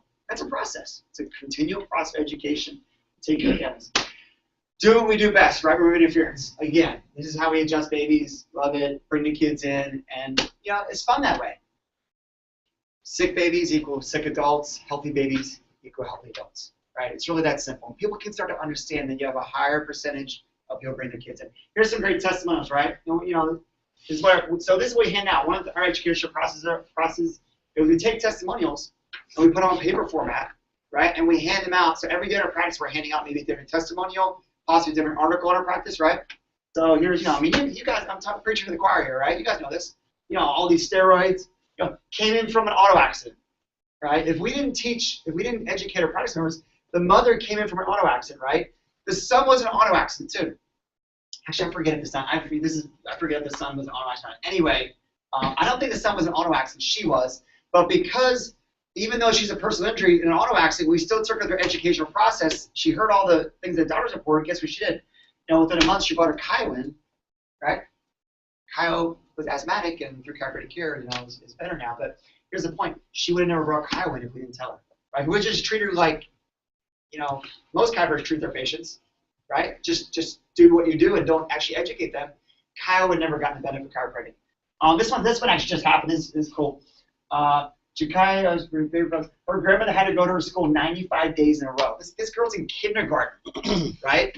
Mom and dad are out of the picture. So we have a 65-year-old and a 60-year-old taking care of this girl, right? Which is stressful as it is. Imagine having to go to school every day to deal with the kindergarten's behavior. Kicked out of school. Long story short is she has severe atlas subluxation, right? Within 6 weeks, it's like a new child. Matter of fact, the kindergarten teacher asked the grandmother what medication she had gotten on, right? Because they're thinking, what? Had to be medication changes, baby. Kind of right. Next picture is here. You feel, Michael? Again, the child here, we talk about different things, but like, what would you do if the mother? I'll tell you this real quick story. They lived like an hour away. They found us online. This is the book, one of the books that Amanda and I've written about pediatrics and chiropractic and just living that lifestyle, audio lifestyle. So they've come from an hour away. The Noah, this is Noah, is having low-grade fevers, right? Like for weeks, 100, 105, 101. Been all these hospitals, all these doctors. They finally come in. She comes in, right, with the baby. And the grandfather's like 6'4". He's like late 60s. So he's in the room like this, in the dressing room. And I'm all like, hey, good to see y'all. You know, first time I met this lady, right? Because in my office, my team members do the assessment and everything. And it's like, hey, good to see you guys. Grandfather's like this, right? Doesn't say a word. He looks like Paul Bunyan. And so I'm like, oh, okay, yeah. So what's going on? So I called him. You know, it took like a minute just to, you know, to catch up. Maybe a minute and a half because I knew it was very serious. The team member had said, hey, this is for like an hour away. This is like pretty serious. A bit everywhere. So we do like we always do. We adjust the baby. No, he was younger at the time. He was about, I don't know, 11, 12 months old. She holds the baby up. Mom does. We apply pressure here at the Atlas. Hold it for 3 or 4 seconds. Check the legs. Do it twice. Baby balances out. I was like, great. Baby's gonna be better, right? So that was hard. That's hard for them to grasp. Why is it hard for them to grasp? They've been in like all these hours and hours and hours of hospitals, and we do this in like less than a minute. And I'm like, yeah, it can be better. So the mother's like, just doesn't say anything. The grandfather says, kind of like, it better, like it better be, right? We drove all this way. He goes like kind of, that's it. What do you say when they say that's it, right? What do you say? Dr. Brower's gonna actually go over that in a minute. So anyway, long story short, I said, it'll be better, don't worry. Here's my cell phone number, right? I'll be out of town on the weekend. Me and Michael were up in Connecticut doing another thing. Talking to students. Here's my cell number. Just give me a call. The next day, I get a call. I'm like, oh, I don't know that number. Huh? Hello? I'm like, so it's him. It's the grandfather, right? I'm like, hey, how is everything? Baby doing better? He's like, actually, the fever's risen. It's worse, Dr. Hess. Now, you all know, I know you guys know what happens after ingestion. What happens sometimes? Right? Retracing. You guys don't talk about that, right? Or healing. We call it, in our office, we call it healing sensations, right? Fever spikes, right? We rest assure them. Long story short, Monday I see him back. Baby's better. Rest is history, right? Again, colicky baby. Next picture, Michael. You know, again, this one had, you know, having all kinds of problems. You know, needed, couldn't get pregnant. We see this. One of the jokes we tell our doctor's report is that I'm averaging about getting 8 different women pregnant every year. I mean, and through chiropractic, right? So that's what we do. We have a lot, as you know, a lot of women for infertility. This is another one. This one was such a beautiful girl. When she came in, she's been on so many antibiotics, right? You know, as you know, antibiotics destroy the digestive system, right? Digestive tract. Her breath stunk. I mean, she's like 3.5 years old, or whatever she was. It was like the grandmother's biggest, grandmother there, same thing. Grandmother's biggest complaint. She's having, if you know what febrile seizures, actually, when they came in, I'll be honest, I was like, I'd ask the team. I'd ask my wife, Amanda's a smart one, I'm the dumb one. I'd ask Amanda, I was like, what are febrile seizures? You know, I didn't know. Does everybody know what those febrile seizures are? Of course they do. You're in school. Okay. I was like, what is that again? I don't even know. So, I had one today where it was so hot here. Anyway, the next picture you'll see, I think we're done. What is this? It's important to take care of kids. We all want to do it, but you gotta give them the goods, man. You know, you gotta talk the talk, you learn that, and you gotta follow up with the results. You gotta know what you're doing, right? So most of us here probably could, when you graduate, you're gonna be able to adjust babies. You're gonna adjust kids. That's the easy part, right? Yeah, in the beginning it's a little nervous. You got your first 2 children, first 2 babies was for me. Especially if you never had kids. When I started adjusting babies, I never had kids, so it's like, how do you hold these things? I mean, I get great specialist guys, right? You know? But that's the easier part. The tougher part is building the trust, educating them, giving them value and understanding of why they should actually hand that freaking 6-week-old or 8-week-old to you, right? So, man, I'm gonna have Dr. Brower come up. He's gonna jump in here. Again, Dr. Brower, awesome chiropractor. His wife, as he's coming out today, his wife, and if you have any spouses here, is it all chiropractic students? Any spouses here? All right. Cool. Okay, cool. So how many of you have are married? Got some spouse, okay. How many of you have, you know, like boyfriend, girlfriend? Okay, so I can tell you that it's absolutely essential that they come to stuff like this, right? And here's the deal. They don't have to be if they want to help you in the office, great. They don't have to be in the office with you. Absolutely not. We have a best buddy. He's in Ohio. His wife is not in the office, but she's 100% committed to his mission in the office. You know, she understands, or vice versa, right? You have to have your spouses totally understand what you do. If not, there's going to be incongruence there. Anyway, when you started talking about Dana, yeah, totally incongruent, right? Yeah. hated coming to our office, right? Yeah. And she was like standoffish. She didn't remember she can actually like standoffish. Just didn't get it. You know, it's Yeah. like I was like gung ho over chiropractic, and it was. So yeah, so I had to market to my girlfriend at the time, and we were dating up until probably our first year. We were married our first year in practice. By second year, we have a son, who's now around 16 months old, and we have another one on the way. So we've been obviously pretty busy, right, guys? But it's awesome. It's totally awesome, and having a son really helped me understand pediatric chiropractic more when you're seeing how much they fall, obviously, right? So marketing. Now, when you think of marketing, it's like, well, it's not always the most fun topic, but it's something that you're going to need to own in order to get butts in the seats, right? In order to give your gifts, you need to be able to communicate chiropractic. You need to be able to go out in the marketplace and able to get people back in. So we're going to give you some of those tips tonight. Hope you get a lot out of this. Do you want to do the next slide? Yeah, just tell me all. So you already know the purpose of launch. Really, essentially there's three choices that you can make. Is that you could say, which I hope you don't do, is I'm not going to do anything while I'm in school to prepare, and then you're going to get out of school and you're going to flounder and never really, get the bull by the horns, and then never really have the practice of your dreams, and maybe not even make it. So don't go down that road, right? Don't go down that road. The other road is you can have the hard road, less hard than that road, but the hard road like myself, where you kind of get involved late. Or even worse, you get involved in practice of trying to learn certain skill sets. That's the harder way. The easiest way is to start right now, right? So form follows energy. So what does that mean? You are all in chiropractic school, right? You all decided to be in chiropractic school. You decided to take out $200,000 worth of loans, dedicate yourself to all these studies. What are you doing with your time? What are you doing with your time? Is it 100% based on chiropractic? And if it's not, if it's to your friends, if it's to your family, now those are very important things, right? But you're going to be a chiropractor. So in order to best serve your friends and family and be the best friends yourself, you need to be a great chiropractor, right? So you need to apply yourself to that. And it goes beyond just technique. Now, learning your technique is obviously very, very important. But if you can't get people in your doors, then what does it matter? So this is a couple terms. So marketing is reaching out to people to elicit a transaction. And you need that, right? You need to have, you're delivering a service, so you need to get financially rewarded for that. And branding is something that you can get into, now I would say learn the marketing aspect first. Branding for your office can come at a later date. Branding is things like building familiarity, the colors of your office, the look, the website, your ecosystem, that people know when they come in there, they're going to get great service. They're going to get, people that are, the team that's constantly happy. It's going to be a constant. Right? It's not one day the team, I'm ticked off, not one day the team's ticked off, not one day it smells bad in there. It's like it's just a constant ecosystem of your office. And it should be the same every time, right?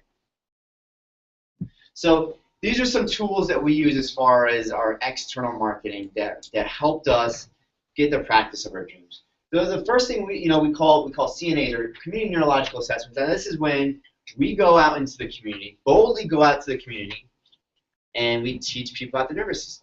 We may even do neurological assessments. Now, these are very useful. You could do these in workplaces.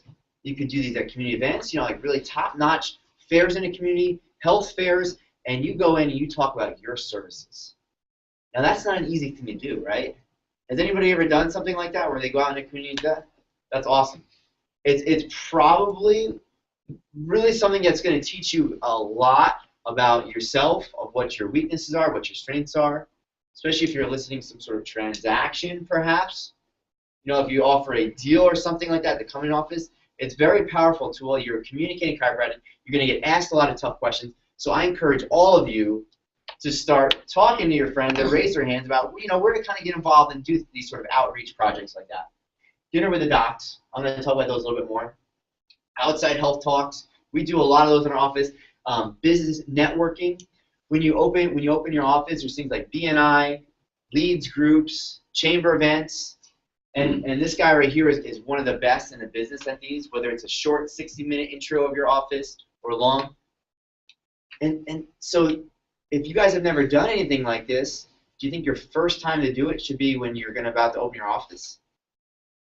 And if you think that's the best time to do it, I'm going to assure you that you're wrong, right? Door to door, that's when you actually boldly, again, it's all bold, right? so myself coming from a mindset that these things were very, very hard for me. Personally, myself, who I am, was not something that I'd ever be an extrovert. Right? So these things were very, very hard. It's very hard for me to go up and just talk to somebody about chiropractic on the street. I'm not talking about chiropractic school. I'm saying is going up to a business and just talking to people about chiropractic. That was not something that was very easy for me. But I can tell you this, every single time you do it, right, you're just going to get a little bit tougher. Like you're saying to his buddy, your skin gets a little bit thicker. And the next thing you know, it just gets easy, and you're just like, hey, I got to tell you something about chiropractic. Look, you see what we're doing here today? We're doing nerve assessments. It's a great way to see your body's functioning. Sit down. Let's check you out. Door to door, there's Facebook, their website. These are all sort of external events, writing in newspapers. But I'll assure you that things like this that you may think that you're going to put all your energy into of writing newsletters and ads and marketing and spending all this money, you're going to get the least amount of return. It's when you go out there and actually talk to the people. And it's grassroots approach. Because really people have so many different apprehensions towards chiropractic that just putting something out there or hanging that sign is not going to be enough. You need to literally tell the message and come at them where they're at, right? So this is a community neurological assessment that this is at Orange County Choppers. You all see that TV show? They had a race there, and they invited us there. They got to come to this event. This was 39 degrees outside. This was my wife at the time. My wife. I only had one. So this is my wife. There's so many other people and health community people in the area that were invited to this event, but because it was a little bit rainy, it was a little bit cold, they said we're not going to do it. They just didn't even show up, right? We showed up, and that's how we got through that tipping point to our practice success, is because we just kept showing up. Every single time, it's the 80-20 principle. Like you do all that, the 80% of the work, but it's like when you go to the gym, you see people that have been going to the gym for all this time, they look exactly the same strength. It's because when they get to that 20%, when they get to that 5%, that last, the hardest bit, that's when they fold, right? When it starts hurting, that's when they fold, and that's the difference maker right there. Those times. This is a time that's a difference maker.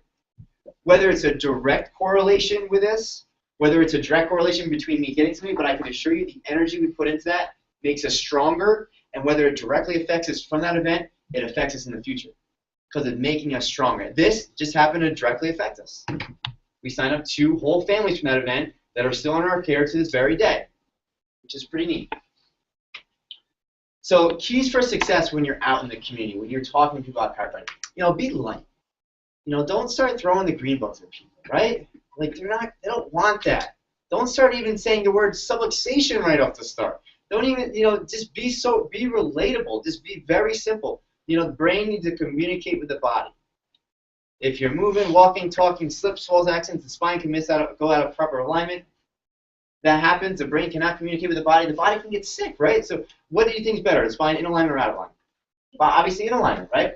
So be relatable but direct.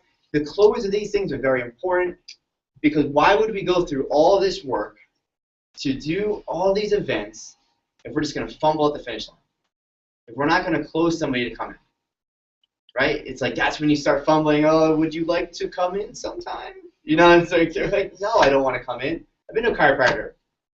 Actually, I didn't understand. I may have even gotten worse, right? So many people do not understand chiropractic whatsoever.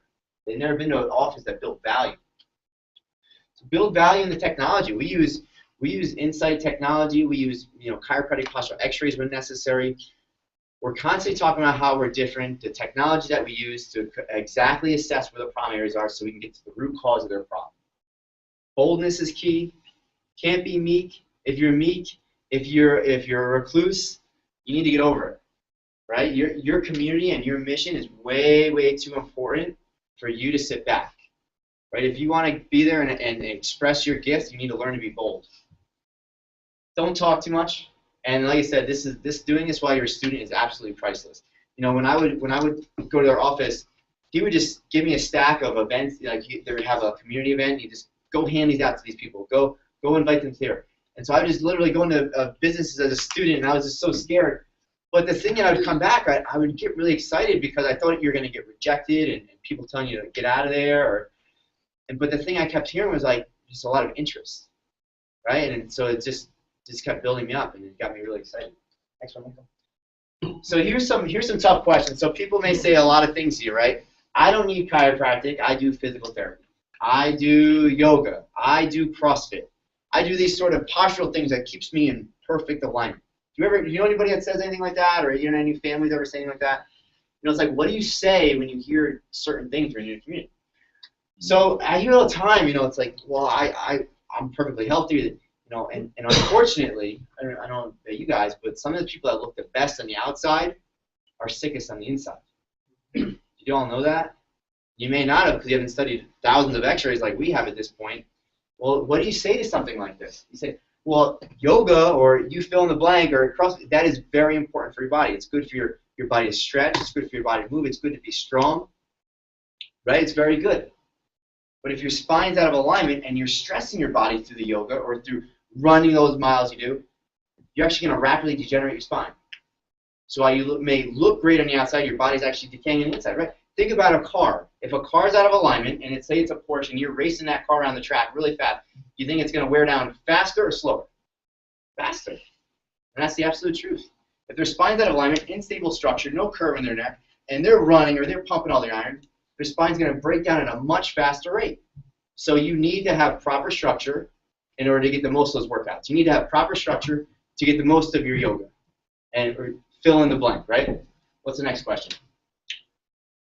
I've been to other chiropractors, I got worse. This is where you talk about your technique. Now, I don't want to give you this information and you guys go be crappy chiropractors and just go do the flying 7 with somebody, whatever sort of stuff you may do. So if you're going to do this, actually be a specific chiropractor. You know, use a technique that I've actually changed techniques. I started off Gonstead model and I went towards a technique called torque release technique. And I talk about the technique that's 100% based on research, that there's no twisting, turning, or cracking. We get to the root cause of the problem down to one vertebra so we know exactly where we need to make that correction. And so we talk about the technique. So this is where you need to talk about that you're different, your technique is different. Can chiropractic help me with, fill in the blank, arthritis, my kid's ear infections, IBS? My wife was helped through IBS. We have countless practice members helped with things like IBS. Now, are we ever going to talk in absolutes? No, right? Because we don't know. We're not God. We can't say yes. We're absolutely going to heal you. You can say, but Ms. Jones, I cannot tell you with certainty that you're going to have 100% healing. But what I can tell you is your chances of getting better are going to greatly, greatly improve. And we've helped countless people with the same condition that you have in this very facility. So we look forward to helping you. That's good. Kids in chiropractic, Dr. Jeremy talked about this, but it's like for me, now it's so simple. First of all, you know, the 80% of births, you use a statistic, 80% of births are traumatic to the baby's necks, 10% to the heads. That's medical research. That means 80% of all of us in this room were damaged during our birthing process. I can point them all up. I was not. Now, there's a lot of pulling involved with the birth. Now, what's the difference is the baby spines are mostly cartilage, so they're very fragile. Not to mention the average child, my child falls about 30 times a minute. Their spines are very fragile. That's why we need to check children. And whenever you're talking about children in chiropractic, you always need to use the words gentle, precise, and specific, right? That's what you always want to say. Because people may have this vision where like, what, those chiropractors are crazy, you know, they're twisting and turning and cracking. No, it's as much pressure as checking the rightness of a tomato. It's very simple, it's very effective. But with our children's generation, they have so much time left ahead of them, right? So if we can make them healthy as a kid, we can make them healthy as an adult, and they can express their fullest potential, right? And I'm not telling you, Miss Jones, you don't have a lot of life left to have you, but I'm telling you, if we can affect you as a child, well, it's going to be amazing for your child. So here's something that we do. This is Dinner with the Docs. The Dinner with the Doc is so amazing, and this is something, again, that we sort of perfected as we've gone through these. I did these without, just kind of on a whim before we really trained on these and perfected these. And I didn't really know what to do. I didn't know what to talk on. The crucial, go to the next slide. Some of the key points of Dinner with the Docs is that the practice member must bring a guest. You don't just offer a free dinner. Now there's like Christmas or Thanksgiving where you can offer a free dinner just to kind of bless your practice members and have fun with them. But if you're doing a dinner and you're spending all that money, you're spending the time to plan it, organize it, getting your team to do it, doing all the phone calls, talk to everybody, you want to get some more butts in the seats to help more people. Am I right? So the people must bring guests. If it's a couple, they got to bring 2 people. And so you give a talk. You don't want to overcomplicate the talk. It's more just about your why. Maybe it's your chiropractic testimony, right? Maybe it's about your mission and how you love serving this community and then share some testimonials. And then a team goes around and closes people, right? The close is so important. Don't fumble at the finish line. Get the people in the office so they can be helped. Don't leave them. Don't just say, yes, we're here and this is our location. Please come in sometime. We'd love to help you. They're going to go to their strengths, which is doing the same thing that they've been doing. Listening to a medical doctor, looking through the newspapers, reading that chiropractic may not help them, or reading about the drug ads. We don't want them doing that, right? So this is a lunch and learn that we did. That's my wife again. Then we throw events at malls. I do talks at grocery stores about boosting the immune system for the families. And so we leverage these things. Now, when I had this opportunity, I made the most of it. At the same time we had this opportunity, we also set up a table in another part of the grocery store, which we didn't really have something that we could do. And we talked to people over there, too. So we just make the most of every situation. Arnold Schwarzenegger says in one of our favorite motivational videos, break the rules, not the laws, right? You just sitting back and just following all the rules of what's normal, what you should do, and just playing it small is not going to get you anywhere. You got to be bold. So internal marketing, I'm not going to go through all these, but we do a lot of things. We do like daily handouts. Because what happens? What happens to people that they come in, they get well. We've had people with seizures, they stop having seizures. Their kids were like chronically sick. Now they're healed. They fall off care. And why is it? Because we didn't properly educate them, most likely, about the effects that if we don't maintain, and these issues can come back. We didn't constantly talk to them about the lifestyle of chiropractic. So you need to constantly drip on people. No matter how much you think somebody understands chiropractic, no matter how much you think we understand chiropractic, we need to drip on ourselves, right? We need to read books and hear testimonials. We need to do it for ourselves. We need to do it for our practice members. So the daily handout is the key for that. Promotions and themes, daily interactions with practice members. Testimonials are something that's so valuable. This is really what sold me on chiropractic. I had my own chiropractic testimonial. I saw some, but it wasn't until I went to his office and saw the filing cabinets of testimonials. So everybody gets chiropractic a little bit differently, right? We use systems and procedures that build the value the entire way. So that way, like Dr. Jeremy says, when we talk to people about their care plans that we're going to recommend for them, it's a no-brainer for them. Because from the time of our first phone call to the time that we're going over their findings and recommendations, it's been with excellence every single way. Do you think that you should practice things like this when you graduate? A doctor's report, a 40-minute talk? When you graduate? Do you think you should do a first office tour after you graduate? Do you think you should do your first day one education or first assessment on somebody after you graduate? These are things that we're talking with people about and we're training on a regular basis, training people up on that. So when you literally open your office, you plug in these systems. Now it could be into your likings, into your technique, but on the same level, you need to know how to process somebody through your office, wouldn't you say? And all the while through excellence, giving that value. So then when you go put that plan in front of them, however many $1,000s it is for their whole family, they're like, absolutely. And we had a question. We're probably about, I would say 90% of people that come to our office sign up for care, right? 90% of people, right? And that's because of the value that we build. Events, community outreach, we talked about that. So go to the next one. We never keep our office the same. We're always updating. This is when we first moved in. Talk about like blue carpet and like yellow walls and stuff like that.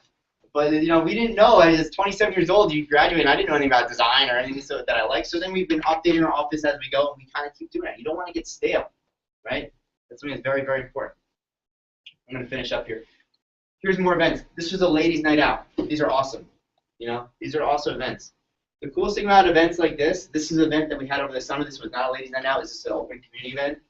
Is that your practice members have things that they love, right? Maybe it's some sort of vitamin that they sell. Maybe it's yoga. And so you just partner with these people and you say, well, we don't sell your products in our office, but we're going to have an event, and we'd love for you to come and set up a table. So you can bless them in that way. And then you have them invite all their friends, and you have these awesome events. And all the while, you're getting everybody streaming through your office to get an office tour. So you'll have hundreds of people come to your office on one day. And it's just, they're absolutely game changers, but they're not easy. This was our last year's Christmas dinner, which was pretty cool. We had 250 people there. And that's us doing community outreach. And all these things, guys, I'm telling you, I'm the last. If you would have talked to me 3-4 years ago, I'd be the last person telling you that I'd be standing in front of all those people doing these things. Right? So I'm telling you, and I truly mean this. If I was able to do these things and get out of my shell and do these things, then you guys can do them too. But you have to. Now, it doesn't matter what scale you want to do it, but on some level, you're going to have to conquer your fears, and everybody's fears are different. And you need to get beat up. So if you don't have fear of doing things like that, then you're going to be weak in other areas. So you need to train in those areas. Right? Go to the next one for me. I didn't have much to say tonight, obviously. This is our education. My wife opens our talks we have these talks twice a week. The reasons why we do this, yes, I spend about 30 to 45 minutes twice a week teaching chiropractic. And it's not always easy, especially for somebody like myself, right? That's not really my true strength. The reason why we do it is we answer all the questions. We break it down. The drug model, chiropractic model, family care, no scare tactics, just the truth. They get it, and then we don't have to keep talking about the same things. Imagine if I did that for each one of these people individually. Could you imagine? I wouldn't have time to adjust people, and my practice would have failed. So these talks are very, very crucial. Very, very crucial. Is that something that's optional in your practice or required? A lot of people have it required. If you're going to sign up, you have to do the talk. Yeah, pretty much. I would say 98% of the time, they have to come. Now, there's cases where they literally cannot make it, and so we'll do a one-on-one. But I'll tell you, it's not as effective. So yeah, they do have to come. Yeah. And that sounds kind of weird. It's like, wow, you make people come. Like, yeah, this is an event. This is the most important visit. It's time we set aside for new practice members. We're going to go over some brief information about what we're looking for, how we go about correcting it. We start in a small group setting. We break off individually, go over your findings, recommendations, financials. Make sure care is affordable and convenient for you. And so, like I said earlier, you and your mission are way too important for you to be an introvert. So get out there. Start doing these things right now. I implore you guys to do that. It is worth it. We take care of tons of families, and it's just a ton of fun, guys. Thank you. I hope you got a lot out of that.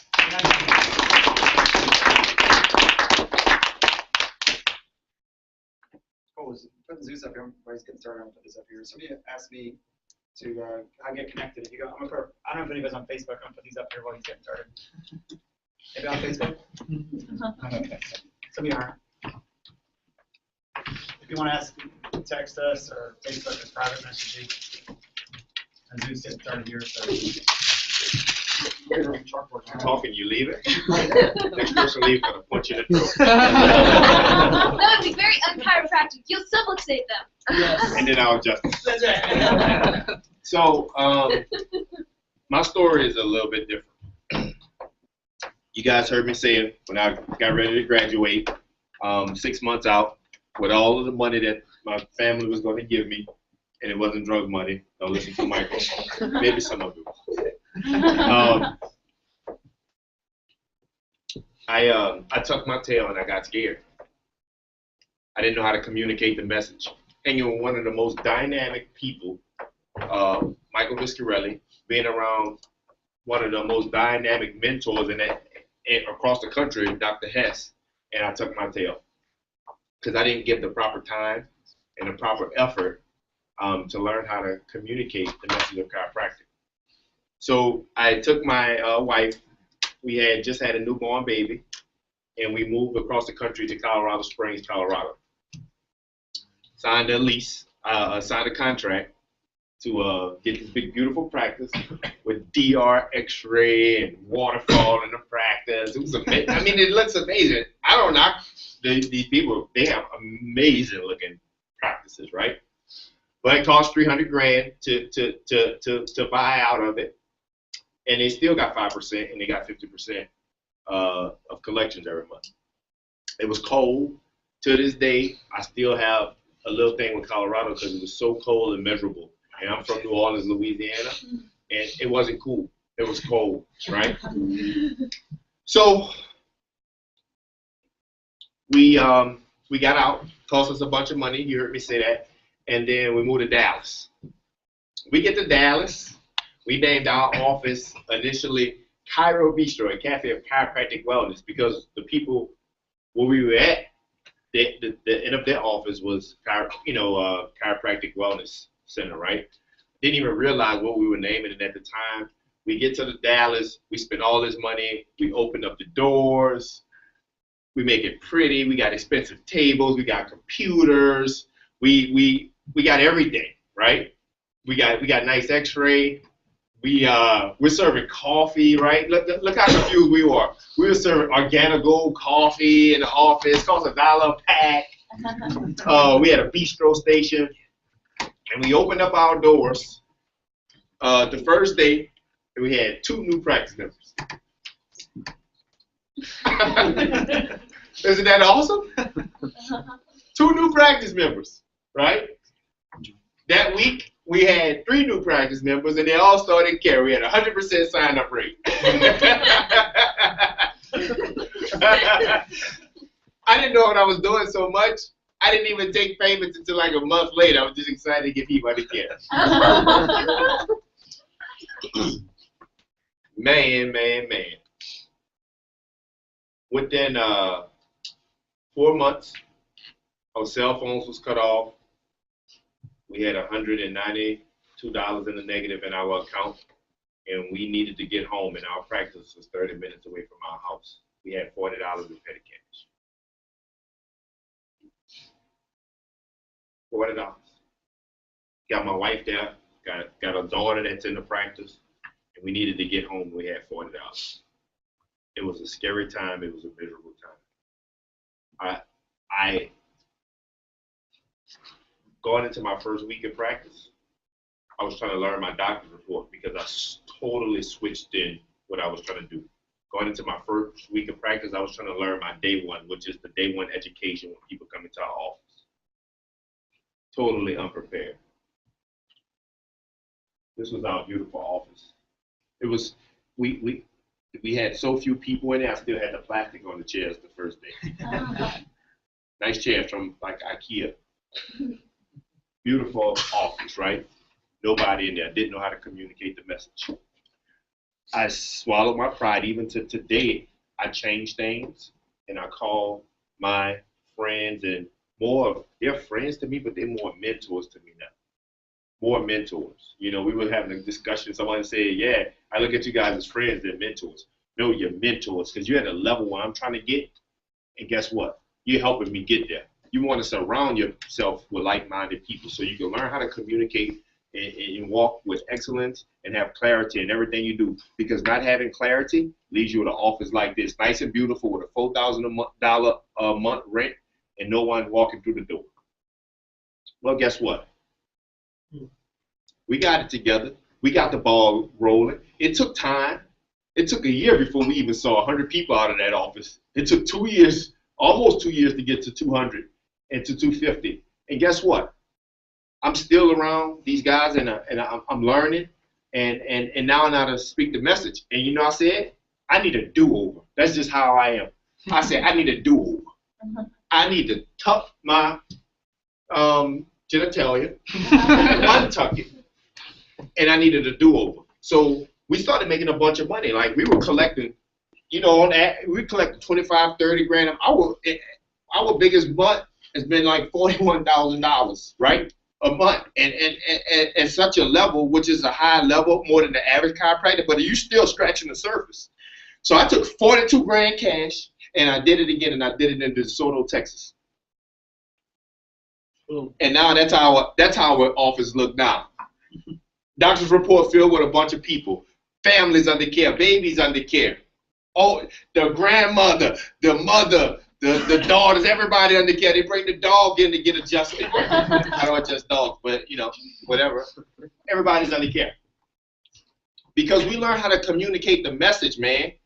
We got prepared. But you guys do not need to be like me. Do not wait until you get into practice and have all of these responsibilities before the light clicks. Let it click now. That's why we spend all of this money. You know, I'll tell you, these guys spend way more money than me to put these things together so we can come and educate you to be prepared so you can get out of the gate smoking. That's right. If you start off slow, if you go into every adjusting seminar, every technique seminar like I did, thinking I had to be the best adjuster in the world, You won't even have a cell phone ringing. You can't even call nobody and tell them how bad you're doing. You got to write them.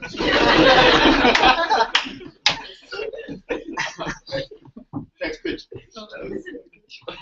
So I learned how to communicate. Dr. Eric Brower talked about the community neurological assessment. So I get out and do them now, and I have fun doing it. I like to talk to people. I can make people laugh. I'm from New Orleans, Louisiana, a very poor part of town. So I can communicate with the poor people. I got a little change now. I can communicate with rich people. When I play football, I make money. You know, it doesn't matter. I just want to communicate people and infect people with the message of chiropractic and heal them from above, down, inside, and out so they can get them and their families healthy. And we can have a much better, healthy society. We make chiropractic healthier through our profession.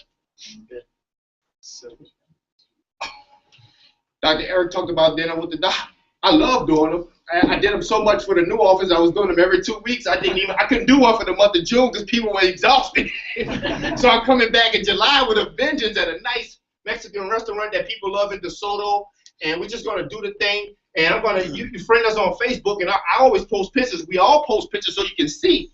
Not to show off, but to encourage you. That's right. Because when you get out of school and your buddy opens up seeing 500 a week, or someone else opens up seeing 100, and you can't pay your cell phone, it's disgusting. It hurts when you had the same opportunities they did and you didn't take advantage. You got to be crazy. You have to be crazy. And I'm not trying to scare you. I'm giving you the truth. Because now today, I can help chiropractic. I can help other people. I help people in my community. I love the community. I love the profession. I'm telling you, I fell in love with it. That first AS adjustment, I knew from that day I didn't have to hurt people anymore with my hands because I just beat people up a lot. I'm not kidding. I can help and I can make a difference. And part of my why is to help people. I want to help you. I heard people for so long. I want to help everybody for so long. But if you can't communicate the message and you can't help anybody, you can't help yourself. And I'll tell you, man, chiropractic has taken me places that I never thought I would go when I was a little boy. I never thought I'd be a doctor sitting here talking to y'all doing this. This is amazing. Taking my parents with us as we go places, my family members. Man, I'm telling you, the best thing you can do for yourself is to start getting ready now. So how do you do that? How do you do that? You become a servant now. While you're in school, you become a servant right now. Get yourself prepared. You can not only help yourself, you can help the profession, you can help your family, because we need you. Your community needs you. Your community desperately needs you. If I lit a match under anybody here today, that was my mission. I came from Texas today. And today I thought we was going to break 200 visits a week, and I left the practice, and we missed it by a couple, and it's your fault. So you need to light it up because I wasn't there. So, you know, I'm just so glad that those of you that are here tonight made it, because when I had the opportunity, I didn't take advantage. So let's get it, man. Whatever technique you're going to do, none of that matters right now. You need to start learning how to communicate the message so you can have the practice of your dreams and impact your community in a large way. And I'm going to turn it over to Dr. Michael Viscarelli. You guys don't know him, but you need to get to know him. He loves students, just like he tried to infect me. When I was in school, he's trying to affect you.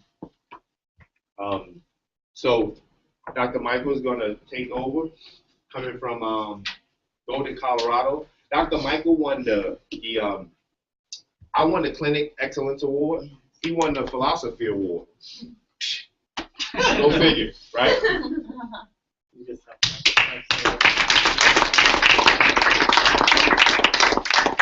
And I was emotional sitting there. I've heard him speak so many times. I was emotional sitting there. It's raw, you know what I mean? It's real. This man pays his way to come up here. He told me this year, he said, man, I'm going to every one of these launch events. Because I gotta tell him. You know, and man, it just moves me. You know, he thinks that we impact him. It's hard to sit there and listen to everyone praise me, because I've learned an equal amount from them. I pity you. What's that? I pity you. Why do you pity me? You're a dink. Shut up. So that's the best man in that boy's wedding. You know, and Eric was never stepped into the four walls of the church before I knew him. And this kid he didn't care where we would take him as long as it helped him grow and impact more people. So when I gave my speech at his wedding, I was like, man, did you have anything? They didn't want to know what I was going to say because we're going to be surrounded by a bunch of people from your past. And everyone was concerned. Dana, his wife, was concerned. What was I going to say? Because I'm a freaking wild card. I may get up there and just wiggle it. You know what I mean? You know, we talked about God. We talked about transformation that man's made in his life. You know, we've all grown from one another, and you need to surround yourself with people that edify your life, that promote your life. If you're with somebody right now that does not promote your life, trim the fat. Get rid of that loser. If it's a spouse, not if you're married, because you got to work that out. But if you're dating somebody, if you're engaged, if it's a buddy, I mean, because listen, if you're here in life and you come with people that are down here, it's not like you'll bring them up, but they'll bring you down. You'll average each other, right? You need to get with people that will literally promote your life. So let's talk chiropractic, okay? Man walks into a bar. He says, "Ow." You may want to cover your ears. So the man walks into the bar. He sees a guy sitting at the bar, right? And the guy's got a box and a lamp. He walks over to him. He says, "Man, what's in the box?" And he opens it up, and he pulls out this little miniature grand piano. He sets it down on the bar top. Pulls out a little miniature piano bench, sets that down. And this little miniature guy crawls out of the box, sits down at the piano, and plays this beautiful song. Guy's like, holy cow, how do I get that? So he slides in the lamp. All of a sudden, he rubs a lamp, and the bar starts filling up with $1 million.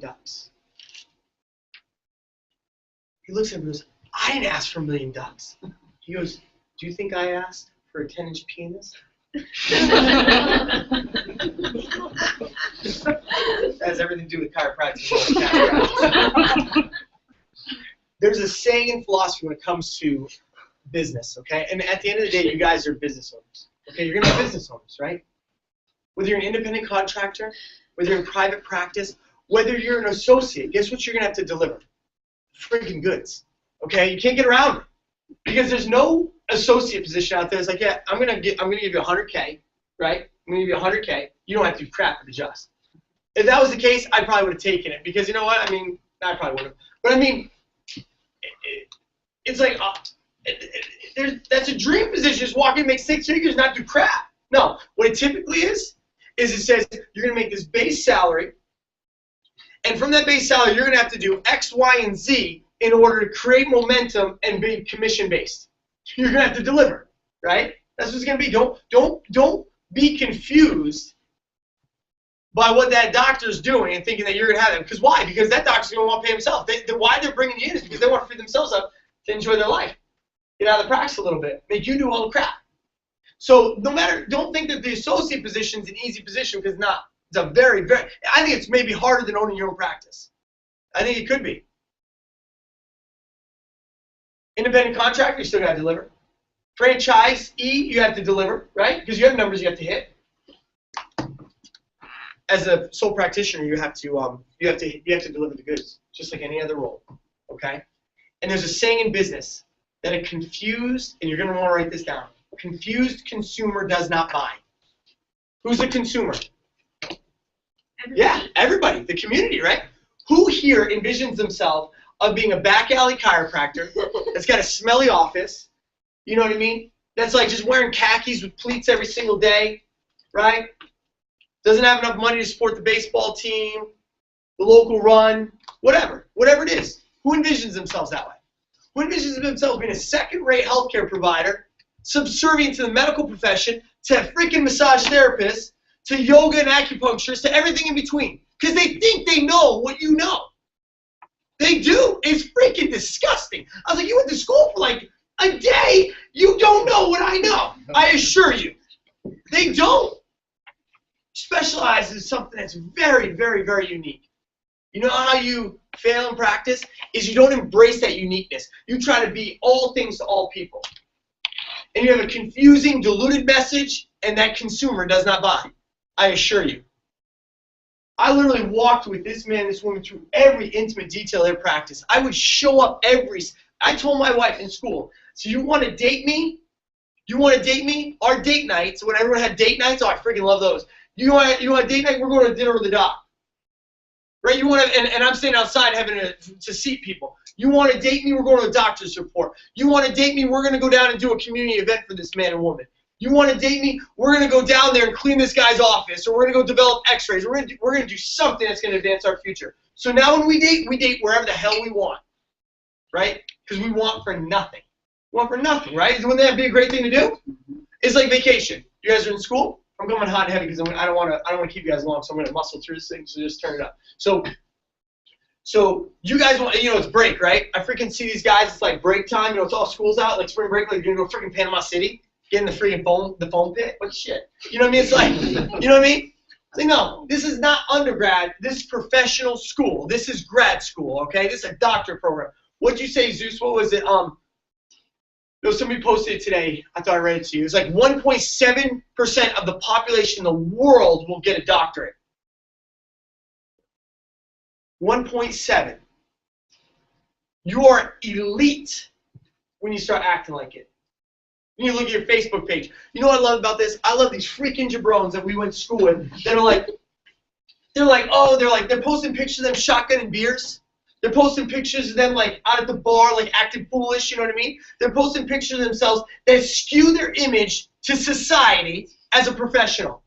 And then they're gonna slip in the CDC study about freaking vaccinations and they're like, get informed people. Spiking it, ripping their shirt off. It's like, what the hell? You know what I mean? It's like, which one are you? You can have a good time. What image are you? Are you who you are in your practice? Are you the same person, your family, with your wife, your spouse, with your kids, with your community? You know what I mean? Like, who are you? You got to walk in that congruency, that integrity, right? Because I'm telling you guys, they will see through. It's like a dog that can sense fear. If you're ingenuine, if you try to be me in practice and you're better at being you, they're going to sense that. If you're like, man, I'm going to try to pull off that shirt with palm trees and freaking snowmen. I don't know what the hell that is. What's a hula girl? That makes more sense. It's like the sweet and salt with palm trees and snowmen. Or snowmen. You can't tell from there. It's snowmen. Okay? You gotta be both things. No, but I mean, like, you're going to pull off that shirt. You can't. Don't try. No, I'm saying this. You got to be you in practice. The only way we can truly be fully powerful is if you're fully you and you're comfortable in that. Right on? Does that make sense? Because I'll tell you this, in order for somebody to sit down in front of you and you discuss with them what you do and how you do it, and you get them evaluated, and you show them you're here, you want to be here, this is what's going on in between, this is what we're going to do to achieve it. And this costs this much money. Would you buy from you? Would you trust you? Would you hand over your credit card and pay somebody like you and say, you know what, yeah.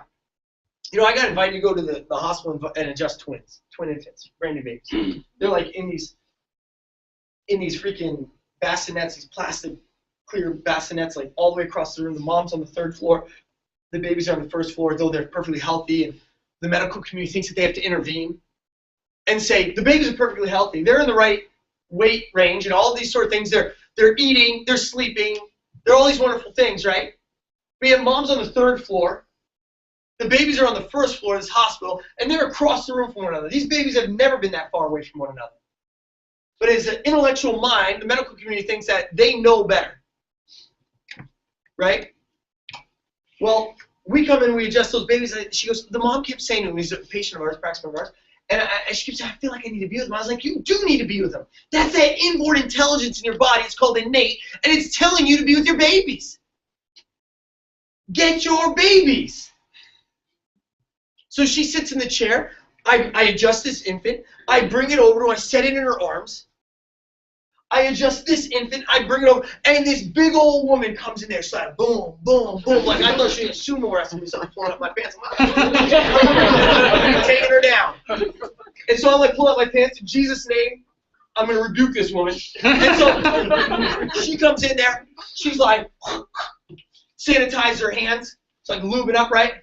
Right? I'm like, this bitch is going to be slipping around taking her down. She's got it all lubed up, right? Right? The babies are in her hands. She goes, those babies are supposed to be in the bassinets in order for them to be healthy. This lady's cankles are this big. She's spilling out of these Crocs. These Crocs are like, they got the holes. They don't have holes. These things are pushing fat through. And I'm like, what do you know about health? She's like, ankle bending. I'm like, and she says that, and then she's like, doesn't touch anything, lubes up again, sanitizes. What the hell got on you in that amount of time? You know what I mean? So then she walks back out, and I was like, she's like, maybe I should put that. I was like, what does she know about health? You know about health. Your body's got all the knowledge inside of it to be healthy. You know this. Walk in it. Can you say that to somebody that you care for? Because I'm telling you, they're employing you to lead them in health. They're employing you to do so. So in our practice, we have about, we're in that, like, let's just say, argument's sake, like the most 5% collections from insurance, out-of-network benefits and stuff like that. Maybe once in a while. We're in a couple networks, but normally they suck, so it's like we never get anything from them. People don't reach their deductible, so we're a cash practice, right? We're a cash practice. We're a 75% paid in full practice. That's a very, very unique thing. Is that unique? I would say that's very, very unique. What that means is that we are not a membership practice. Each visit has a monetary value. And if I say you're here in your health and you want to be here, we're going to map out a plan to attack and achieve it, with the liberties and the freedoms to change it if necessary along the way. Each visit is this amount of money per visit. You can pay for that up front. I have no problem asking for somebody to pay it up front. You can pay for it up front and receive a little bit of a discount, or you can pay monthly. But if you quit care, it's this many visits at that rate. You paid all this money, I refund you the difference. I don't change the fees. There's people out there that change the fees. I was like following a good friend of mine that walked in excellence before me in school. He's a neat guy. I don't know what the hell this PowerPoint's about. He probably shut her down. It's about that joke. He's a really neat guy. He does this whole thing. He's part of this management group. Now, some people need a management group. Some people do. I don't need a management group. I need somebody to teach me. I have mentors, right? Everyone has mentors. There's nothing shameful about that. People will make you feel bad about that in chiropractic. It's okay having mentors, right? You need to be led in the way that is congruent with you. That's a good thing. I followed phenomenal hockey coaches. Right? People that are phenomenal hockey players, and that they could communicate it to me, so that could be better than I would have been on my own. He was part of a management group, so I stopped in to see him. He's the leader of this club. So you do this whole care plan, right? All these numbers, blah, blah, blah, blah, blah. You pay for it, though. You get it at wholesale prices, this huge discount, blah, blah, blah, blah. You quit, we put it at retail prices, and we never refund you a dime. Are you tracking with me? So they say it's all discounted over here. So you pay for this amount. But then you don't use the entire amount. You quit early. You want your money back. Well, it's a discounted price here. They spike the prices to retail. So there's no money to refund. In fact, they may owe you money. I would encourage you not to do something like that. I encourage you to ask yourself this question. How would you want your mom and dad to be treated if they were to walk into a chiropractic office? Would you want them to be taken advantage of? My mom and dad lived a little bit better than paycheck to paycheck. Okay? They worked very, very hard. My dad was one of the hardest working men I ever knew. He's still alive, ever known. Okay? My father is a very hardworking man. I believe chiropractic has extreme value, but I don't believe chiropractic is only for the rich. I believe chiropractic is valuable enough for everybody. And you need to make care affordable and convenient. So it has value, but it's not cheap. It has value, but it's not only for the rich.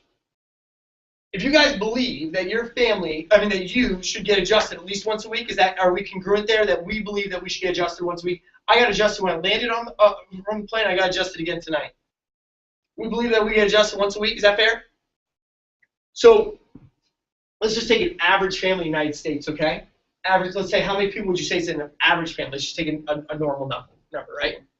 Not like Mormon or Southern Baptist. Like I'm talking like not like 12 kids. You know, my buddy's Mormon, one of my best friends Mormon. He's got a bunch of kids. I freaking love it.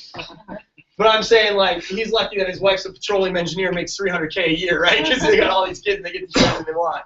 I love big families. My wife comes from a big family. I come from a pretty big family. What's an average family? You want to say 4 people.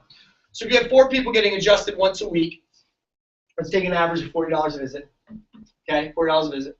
It's $160 a week times 4 weeks in a month, right? What is that? That's 400, 640. That's $640 a month for chiropractic care. Whose family in here could have afforded that growing up? And it's okay if you say you could, but even if 2 people, even if like 2 people in here said they could, that's not the average. Okay? So you need to find ways to make care affordable and convenient, but yet very, very valuable for them. Because I'm telling you, if you give care away, it's easier to get somebody to pay $640 a month for a family plan than it would be, and get them to come in, than it would be to give it to somebody for $100 a month and see them show up. Do you guys see the difference? Because this family at $100 a month, but yet they have Jordans on and they have a brand new iPhone, they value things better and more than they do chiropractic care. So oftentimes, and you can shut that off. Oftentimes, they will not value it because it's too cheap. So this week, I had it's just killing me, and I had a headache when I got here. Sorry for that. So thanks, man. So we had 4 Palmer, Iowa students, right, come to my practice. It's their break, right? You know, while they're investing their break, they're coming out and seeing our office. I barely know these guys. We met them at a launch event. So I say this. You guys are welcome in our practice anytime you want. You can look through every crack and crevice in our practice, open the drawers, go through the files, look at the checkbook, do whatever you want. I'm serious. That's what he did for me. I'd open their mail. So I learned what it looked like of stuff you'd get. You'd get stacks of stuff in the mail every single day. So just sit there and open the mail. What are you willing to do to be successful? I opened that man's mail. Right? Sucked. But he's like, you know what I mean? Open his mail. So they're at the practice, right? Just diving into everything. These kids are following me and they're writing stuff down. They're in the adjusting rooms. They're asking my team member stuff. One of the first things we did was I had them be processed as a new practice member. So they could see this thing at 30,000 feet. We're going to do that tomorrow. We're going to talk 30,000 feet. Like, what does it look like from somebody from the streets to the seats, all the way through everything to the benches that get adjusted? How cool is that? We're going to break that down. Give you guys clarity. If a confused consumer does not buy, you can't have confusion. You need to have clarity, right? What's that? You can't sell. Yeah, you can't sell it. So you guys need to have clarity. And so we're going to create that tomorrow morning and break it down from A to Z in a very intimate fashion. These are industry insiders, okay? This is like, if you can't be here, I assure you should be here because it's like intimate. We're talking like roundtable discussion, right? It's like open book stuff. But we will record it for you, bud, so you can have it. Because I want you to be successful. I don't want you to miss out just because of the content. But make sure you prioritize the right thing because we're at NYCC and they're like, kids missed it because there was a class kickball game. What? WTF. I don't cuss. I'm like, what the heck? You know what I mean? Kickball?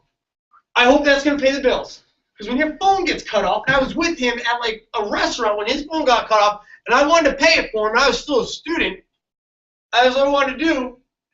And I remember Tara, my wife, who loves Zeus. She's this big, she could hang glide on a Dorito. Her and Zeus are right?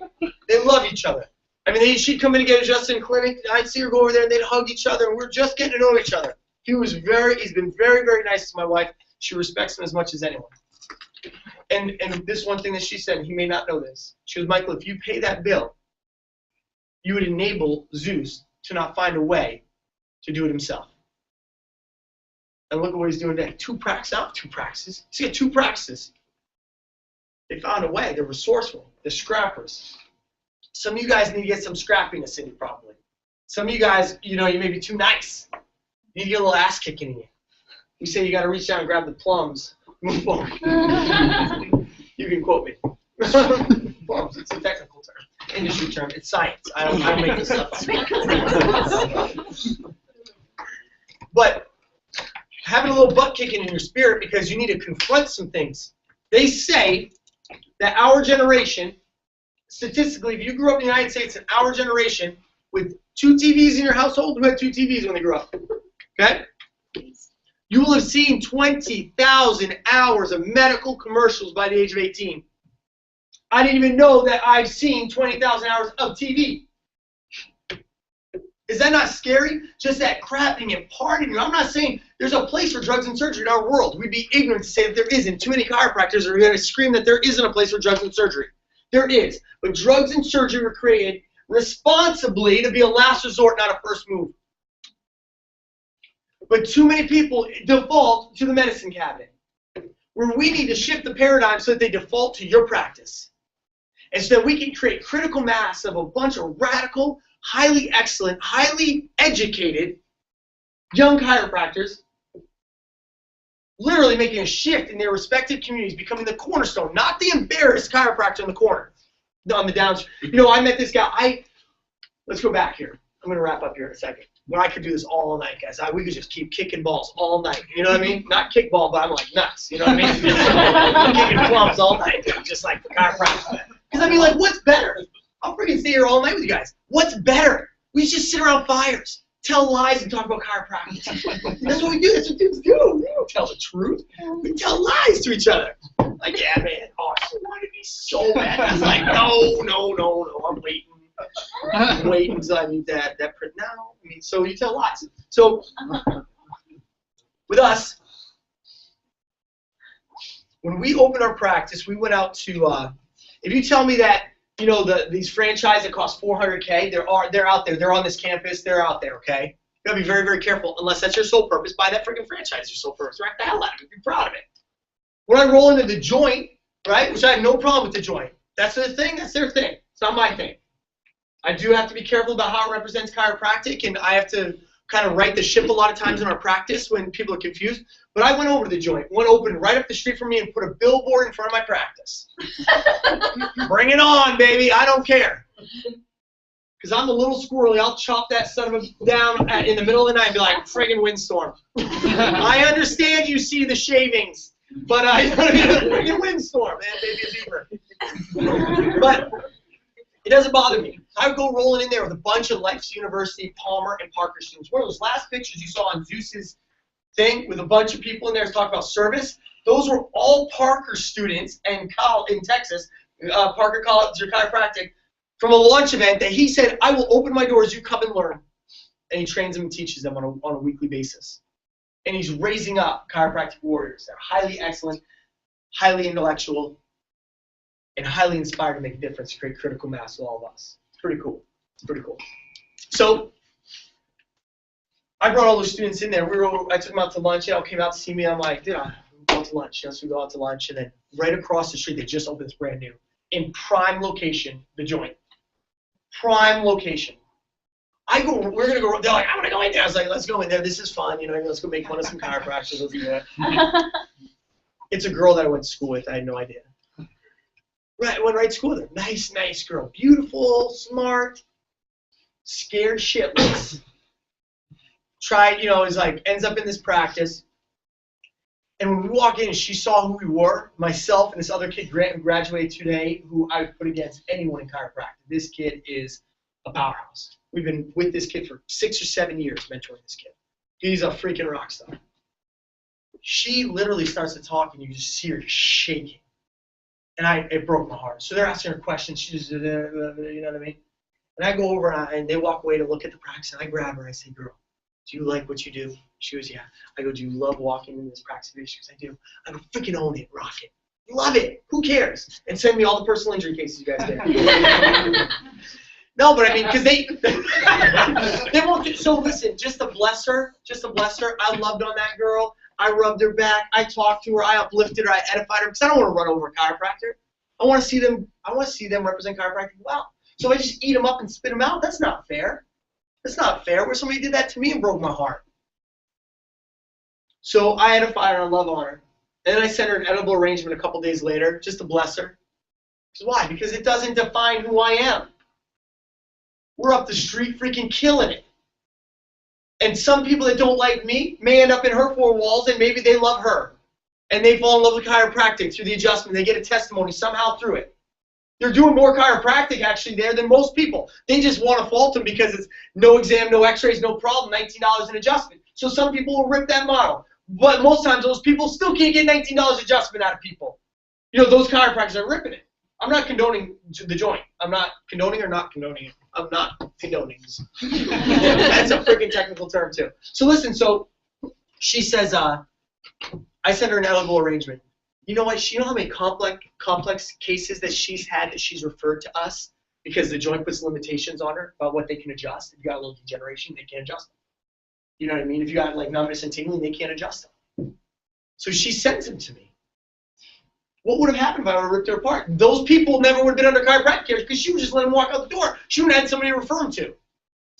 Okay? So these guys, they'll come to the office and they're hanging off me and they're learning and stuff. And this one kid's a big meathead, and I was like, listen, man, my whole office is an end unit. It's 3-sided glass, like 12-foot glass windows, 3-sided. I didn't go out to do that. It was like we were prepared and got delivered, right? It was pretty cool. I was looking for the 1,200 square foot space. I ended up in a 2,400 square foot space with the same deal. Built out like to the wazoo, exposed rafters, concrete floors, reclaimed barnwood, rusted metals, just freaking epic. I mean, it's like, if you see this place, it would be like, you'll probably knock it off because most people are right. And I don't blame you. It's perfect for me. It represents who I am. I feel powerful in that place. And so Jeremy consults me all the way through it, you know what I mean, talking about all the things that you have to do to create this great practice. And so we do it. If those franchisee $400,000 places, they tell you need to put 60 new ones on the books your first week and hope 30 show. That's like what they'll tell these people that spend all those money for those health centers, right? Because I walk with all kinds of friends that do it. And so they did it. So we're saying, well, we're going to double that. If they say you do 45 days or 30 days of marketing, I'm going to do 60. You know what I mean? So on and so on. I'm going to double it. So we opened our practice to give you guys some concept of what we did. We put 174 new practice members on the books in our first 5 days. 174 new practice members our first week in 5 days. I brought out a young doc that hadn't opened her office yet that we'd walked with and we were totally congruent with and we loved one another. We brought her out and she stayed with us and helped us open this place up too, just for 2 weeks. First week before we opened, the week that we were open. 120 new practice members walked through our doors in the first 5 days. 120. Okay. A lot of chiropractors won't see that in the first couple of years. Okay. We saw 120 in our first 5 days. We processed them with excellence. We had 178 total visits that week, our first week in practice, right? And it never stopped from that moment forward. We saw 300 in 3 weeks, 500. And how much time? 3 months? 3 months. 3 months, yeah. Right, 3 months. We're almost 100% cash practice. At our 7-month mark, we had our first month that we collected $100,000 in cash. My point is to say this is that it's like there's a lot of expenses with that. You know what I mean? We're going to talk to you guys about that in a moment as we close up to kind of give some perspective for tomorrow. We're going to buzz through real quick and kind of give some perspective of how we break it down tomorrow, which is really, really cool. Kind of really all about what Dr. Eric is talking about. And Dr. Eric, you can start coming up, bud. I want to share this, because it's really kind of cool. Well, I'm going to finish before you start moving things because then no one will hear me, and you always do that to me. So I have to be heard, or I'll just get louder. But what Dr. Eric said and Dr. Jeremy taught us and Dr. Zeus showed you was that you address objections before they even come up. You give clarity to that practice member because you know what the questions are. Is it going to hurt? How much is it going to cost? How long is it going to take? Do I have to keep coming afterwards? Once I start, can I never stop? You know, all those sort of things. And you address these objections before they come up through the process. And that process creates such value so that when you sit down with them, like, I had a small doctor's report on Thursday. Which doctor's report, just give you, is that time where you sit down with everybody, you've done their full evaluation, you discuss your findings, your recommendations, financials, answer any questions they have, and get them adjusted. That's what that's for. And it's a great time because it's high energy.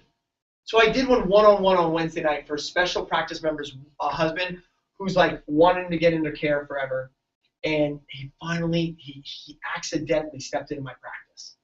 When he did, I didn't let him out. He got a tour of that facility as a guest, and I scheduled him for a report. Scheduled him for an evaluation. So he walked in, right? And so I see this guy, and I'm like, oh my gosh, that's Miss Suzanne's husband. She's been talking about this guy who works crazy hours. That's the reason he can't get there. Whatever, we all work crazy hours. So I just stay up with him later. So we buzz the front. They come back, and I say, hey, Callie, Mr. Greg would love to get a tour of the practice. I'd love for him to see where his wife's been coming and getting served for a couple months now. So he gets a tour, schedules for an appointment, comes back, gets evaluated. He's like, man, I can't get to your normal hours because my schedule, is supposed to, so he's out late, he's up early, right? And so we do a custom doctor's report for him, on a Wednesday evening, which is not our typical flow. And I did a one-on-one doctor's report with high value, shorter explanation, and he paid in full for his care. It was like, he was just like, yeah, it totally makes sense. It just makes sense. He goes, what's so cool about it? He goes, it just makes sense, right? That if your nervous system controls and coordinates every other system in the body, according to Gray's Anatomy on page 4, and if it's impinged with, and the brain can't communicate with the body, what do you think is going to happen to the body? Is it going to function or dysfunction? It's going to dysfunction.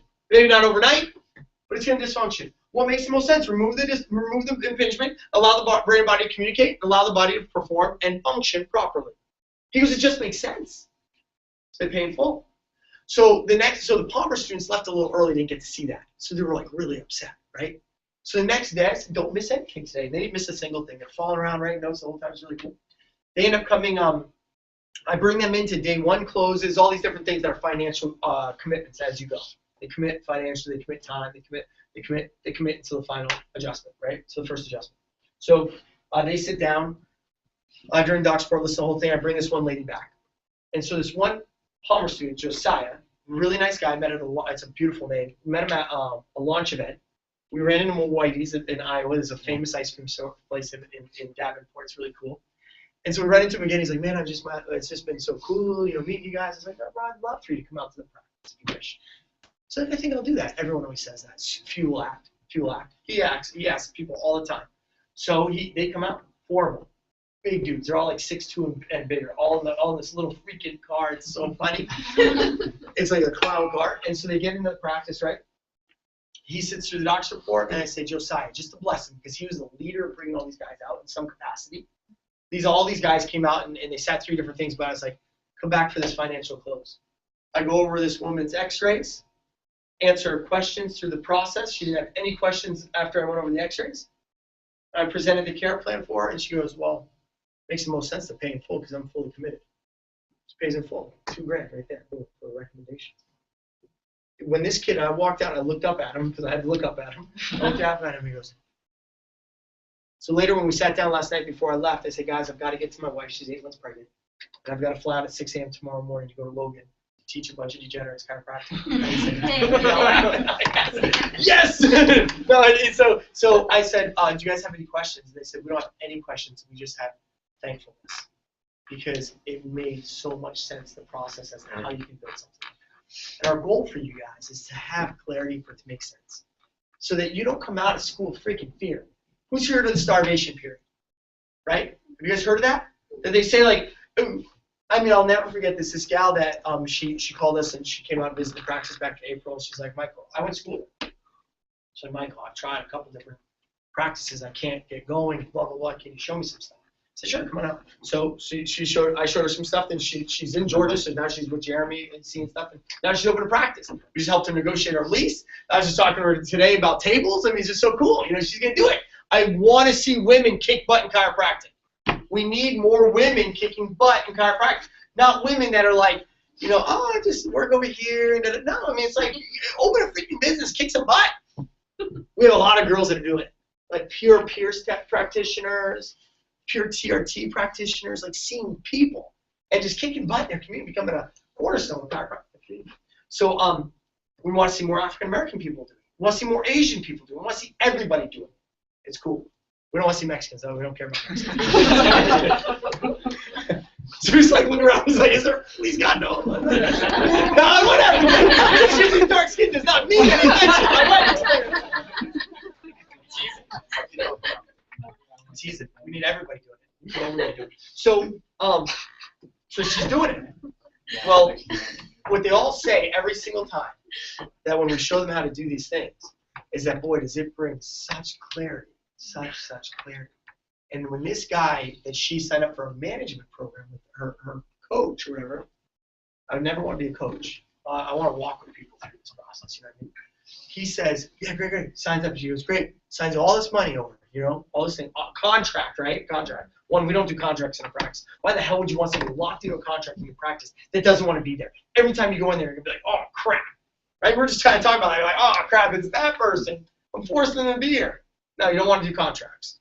And so, again, what would you want your parents to experience at a doctor's office, right? You want them to experience things that, you know, are integrity. So he says to her, he's like, signs up, he goes, now, get ready to weather the starvation period for 5 years. I was like, you're already starving as students. None of you guys look like you're starving, but Life University kids are starving. No one's starving. I mean, it's like you get student loans. I mean, you're really not starving, but you know what I mean? It's like 5 years of starvation? No, we plan to be debt-free under 5 years. What can you do with a 6-figure-a-month collections practice? We pushed, not in a 30-day month period, in a 30-day term between April, a portion of April and a portion of May, we collected over $150,000 in those 30 days with no insurance. Like it wasn't like we're going to insurance checks from people like committing, families paying for care in full, and boom, boom, boom. Now that may be where you're at right now. That seems like a long distance away, but you need to start opening your mind to the fact that that's a possibility for your life. Start pursuing it. What can you do for chiropractic with that kind of money, right? Well, you can travel every freaking weekend to schools and until your eyes fall on your head, right?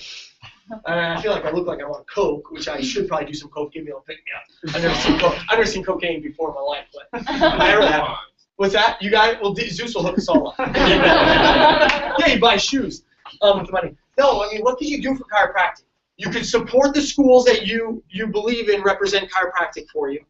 You can support the organizations that stand for chiropractic and fight for our rights, right? You can advance research is something we desperately need. We stand very highly for. And you can travel the country and inspire students and say, you guys can do this, and we need you to do it with us. You know, we need you to do it. We need you to do it. We absolutely need more chiropractic offices. There's a statistic released by Patrick Tempo that went 60% of the chiropractic profession is 3 months from bankruptcy. And so when we went around and we met people in our community and we ran into a couple of jabroni chiropractors, I mean like freaking retarded chiropractors, and you're like, and you roll into them, and I say to her, here's a gal, it's like wearing like wind pants and like a blouse, right? Not yoga pants, wind pants and a blouse and a ribbon cutting. And I'm like, oh gosh, I hope she's not a chiropractor. The director of the chamber's bringing her over to introduce her to me. I hope to God she's a janitor. And I'm like, and she's like, hey, meet Dr. So-and-so. She's about to celebrate her 15th year in practice here in Logan. I'm like, doctor, freaking eyes or ears or something, please not. Yeah, she's a chiropractor. Of course she is. I'm like, hey, doc, so glad to meet you. And I'm like shaking her hand. Nice sweatpants. You know what I mean? Oh my gosh, they're on backwards. Right in my line? What have you seen out there? Right? It's horrible. It's horrible. And so what happens is that she says, she's talking to me, I've been over there. Where's your practice? It's like on the 4th story of like a freaking, what I thought was an apartment building. We're in like a plaza with Home Depot that sees 1 million people a year. They process 1 million transactions in that Home Depot a year. We're right next to a Petco, Golf. I mean, we're in, like right on the highway, primo location, right? Beautiful. So she can't understand what I'm envisioning to open this practice. She thinks I'm crazy. Most chiropractors are like trying to minimize overhead, right? We go all in because we know we're going to deliver the goods. Some people we tell don't go all in, you know, because they're like they're not ready, right?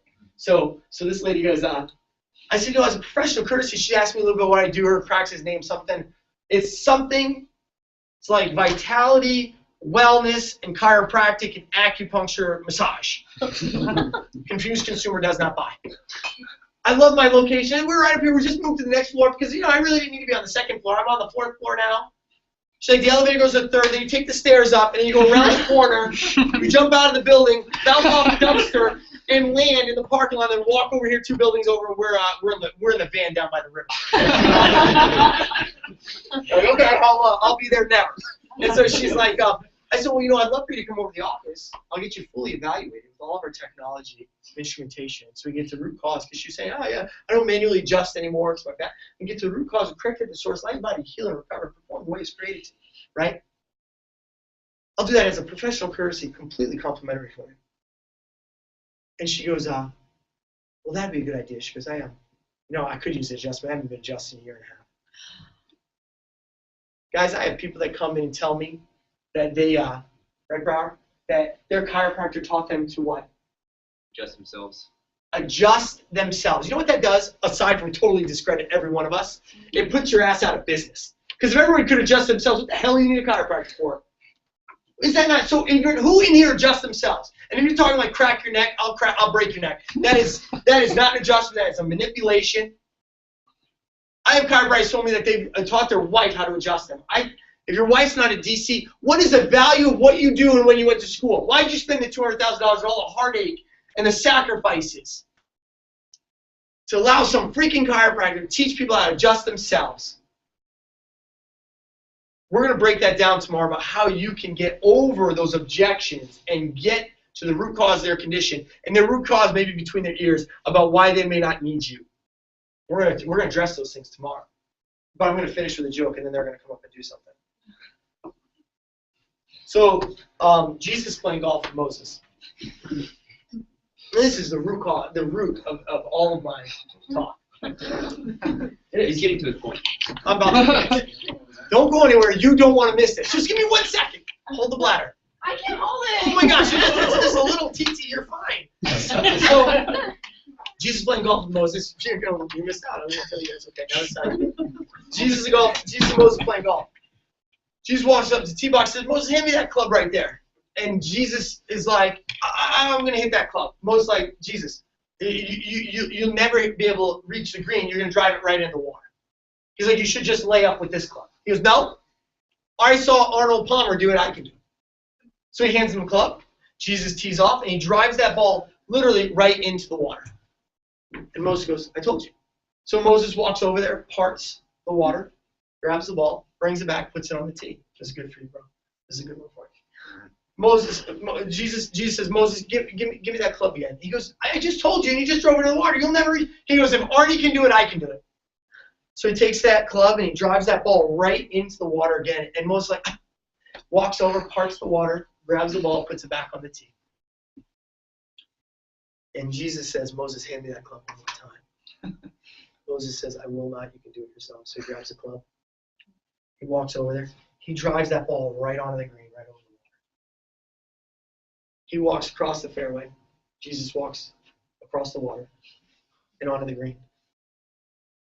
And this guy walking up to tee off after them says to Moses, he goes, who the hell is that guy think he is? Jesus Christ?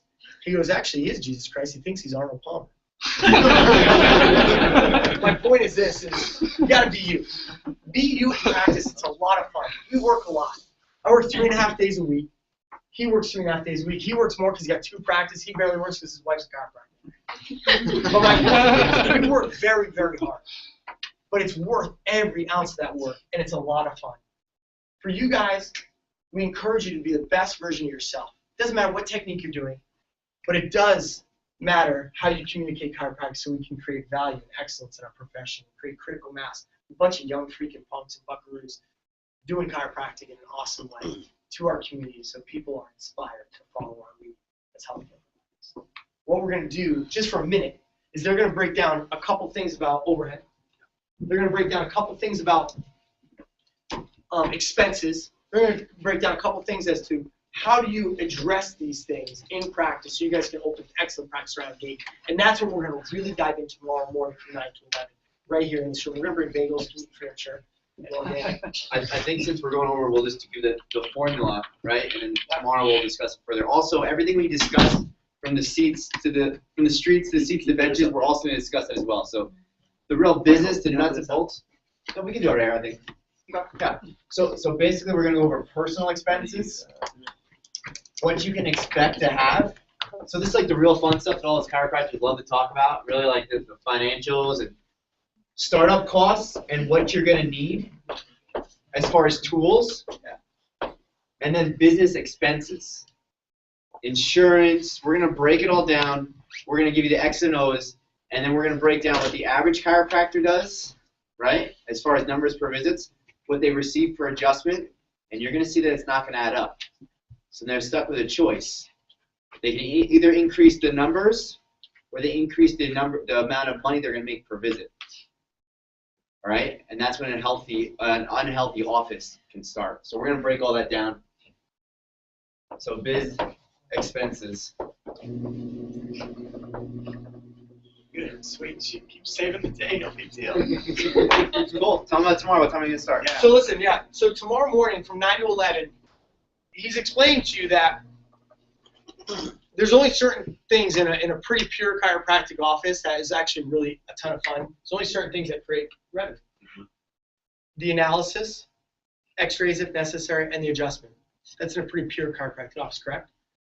And so either you see a certain amount of people creating those three things with revenue, and you make it work, or you start to add all these other things in to try to create revenue. Pillows, mattresses, supplementation, rehab, detox, yada, yada, yada, the list goes on. Cold laser, the list goes on and on and on. So the question is, if a confused consumer does not buy, we want to create clarity of those three things that produce revenue, right?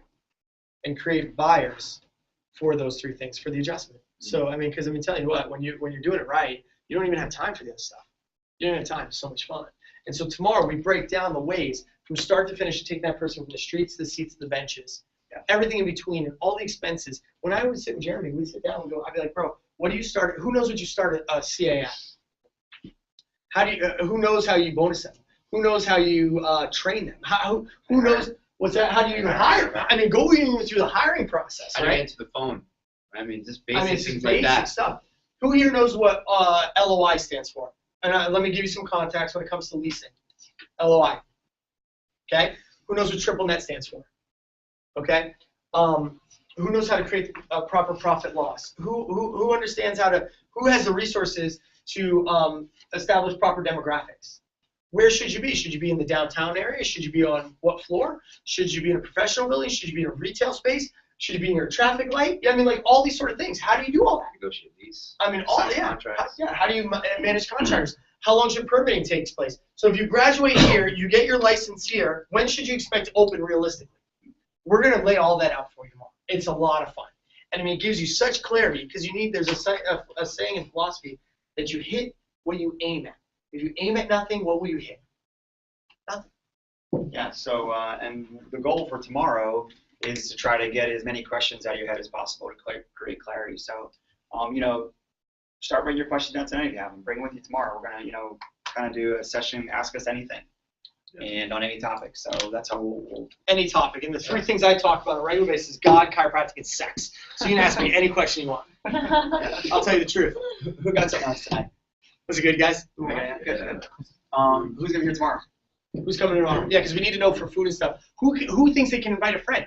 I mean, one of the hardest things, we all, I hope you do, because you need help running the audiovisual because Wingnut over here. Yeah. But I mean, for us, it's like, dude, if you can't get your friends to follow your lead who believe your same philosophies, how are you going to get a community that doesn't know anything about you and doesn't really want anything to do with you? You know what I mean? So you got to start with your friends. That's why we work so hard with all of our friends to create clarity together so that you had an infrastructure to support one another. So invite some people tomorrow. Go invite some people. I got one favor to ask you guys before you go. Did everyone got something out of this? Okay? If you guys could, do this one favor for us as we travel up here. This is not a revenue-producing tour. This tour, launch tour, is going to do this. We're touring the country for 2 years, all the chiropractic colleges.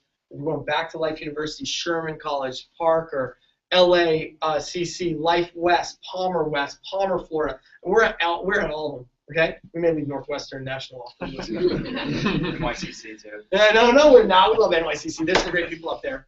They're just all on blowouts and waxed eyebrows.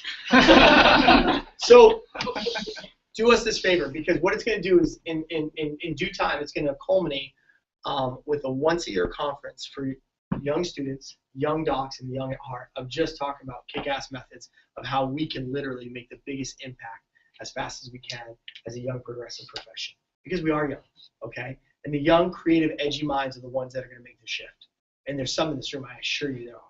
And we want to add to that nucleus. And so it's going to culminate with that. I mean, with vendors, with everything, it's going to be, we're looking at 3,000 to 5,000 people in attendance once a year at a destination in the United States where we just all come together, mastermind, and kick some butt together. So this is what I asked for you guys as we traveled all the way out here for you guys. Before you leave, pull out your smartphone, Everyone pull out your smartphone, wave it at me. Okay. That's okay. That's okay. I'm sure you have a computer and you can do it somehow. But post something. Whether it's a picture, you can take a picture right now. Go ahead. You got it. Okay. And so take a picture or a quote or a statement or a nugget that you received. Okay. Post that on Facebook tonight. Tag the Launch Tour 2014. Just tag that. Launch Tour 2014, whatever you want to do. Then if you can't be here tomorrow, we want to send you guys some stuff that we're going to send some presentations from tonight, some bullet points. You can go to, you can friend us on Facebook through that, but you can also go to the launchtour2014.com website and opt in there so that what you get is you get actually invited to a launch secret group on Facebook. Totally secret. You can't search it. You can't invite yourself. You can't ask or request it. It's totally secret. And only people that opt in get invited to that, and it's a mastermind. It's you guys posting questions, us giving you answers, us sharing data, sharing practice, breakthrough stuff, all that sort of stuff. Okay, and it's cool. It's like you mastermind together. You ask questions. You get the questions that you have, like Jeremy said. So launchtour2014.com. Go to that. Opt in. We'll invite you to the secret page. We'll send you some stuff. In terms of it's not like an email list. It's actually like you get bullet points from these talks, but you'll get invited to the secret page and you can participate however you want there. Okay, but tag something, post it on Facebook, friend us on Facebook, and we'll keep sharing this and create critical mass and chatter throughout our profession, throughout our schools. Is that cool? It's gonna be awesome. Get it. Don't post that. Huh? How old are you guys? If I tell you, I'm gonna kill you.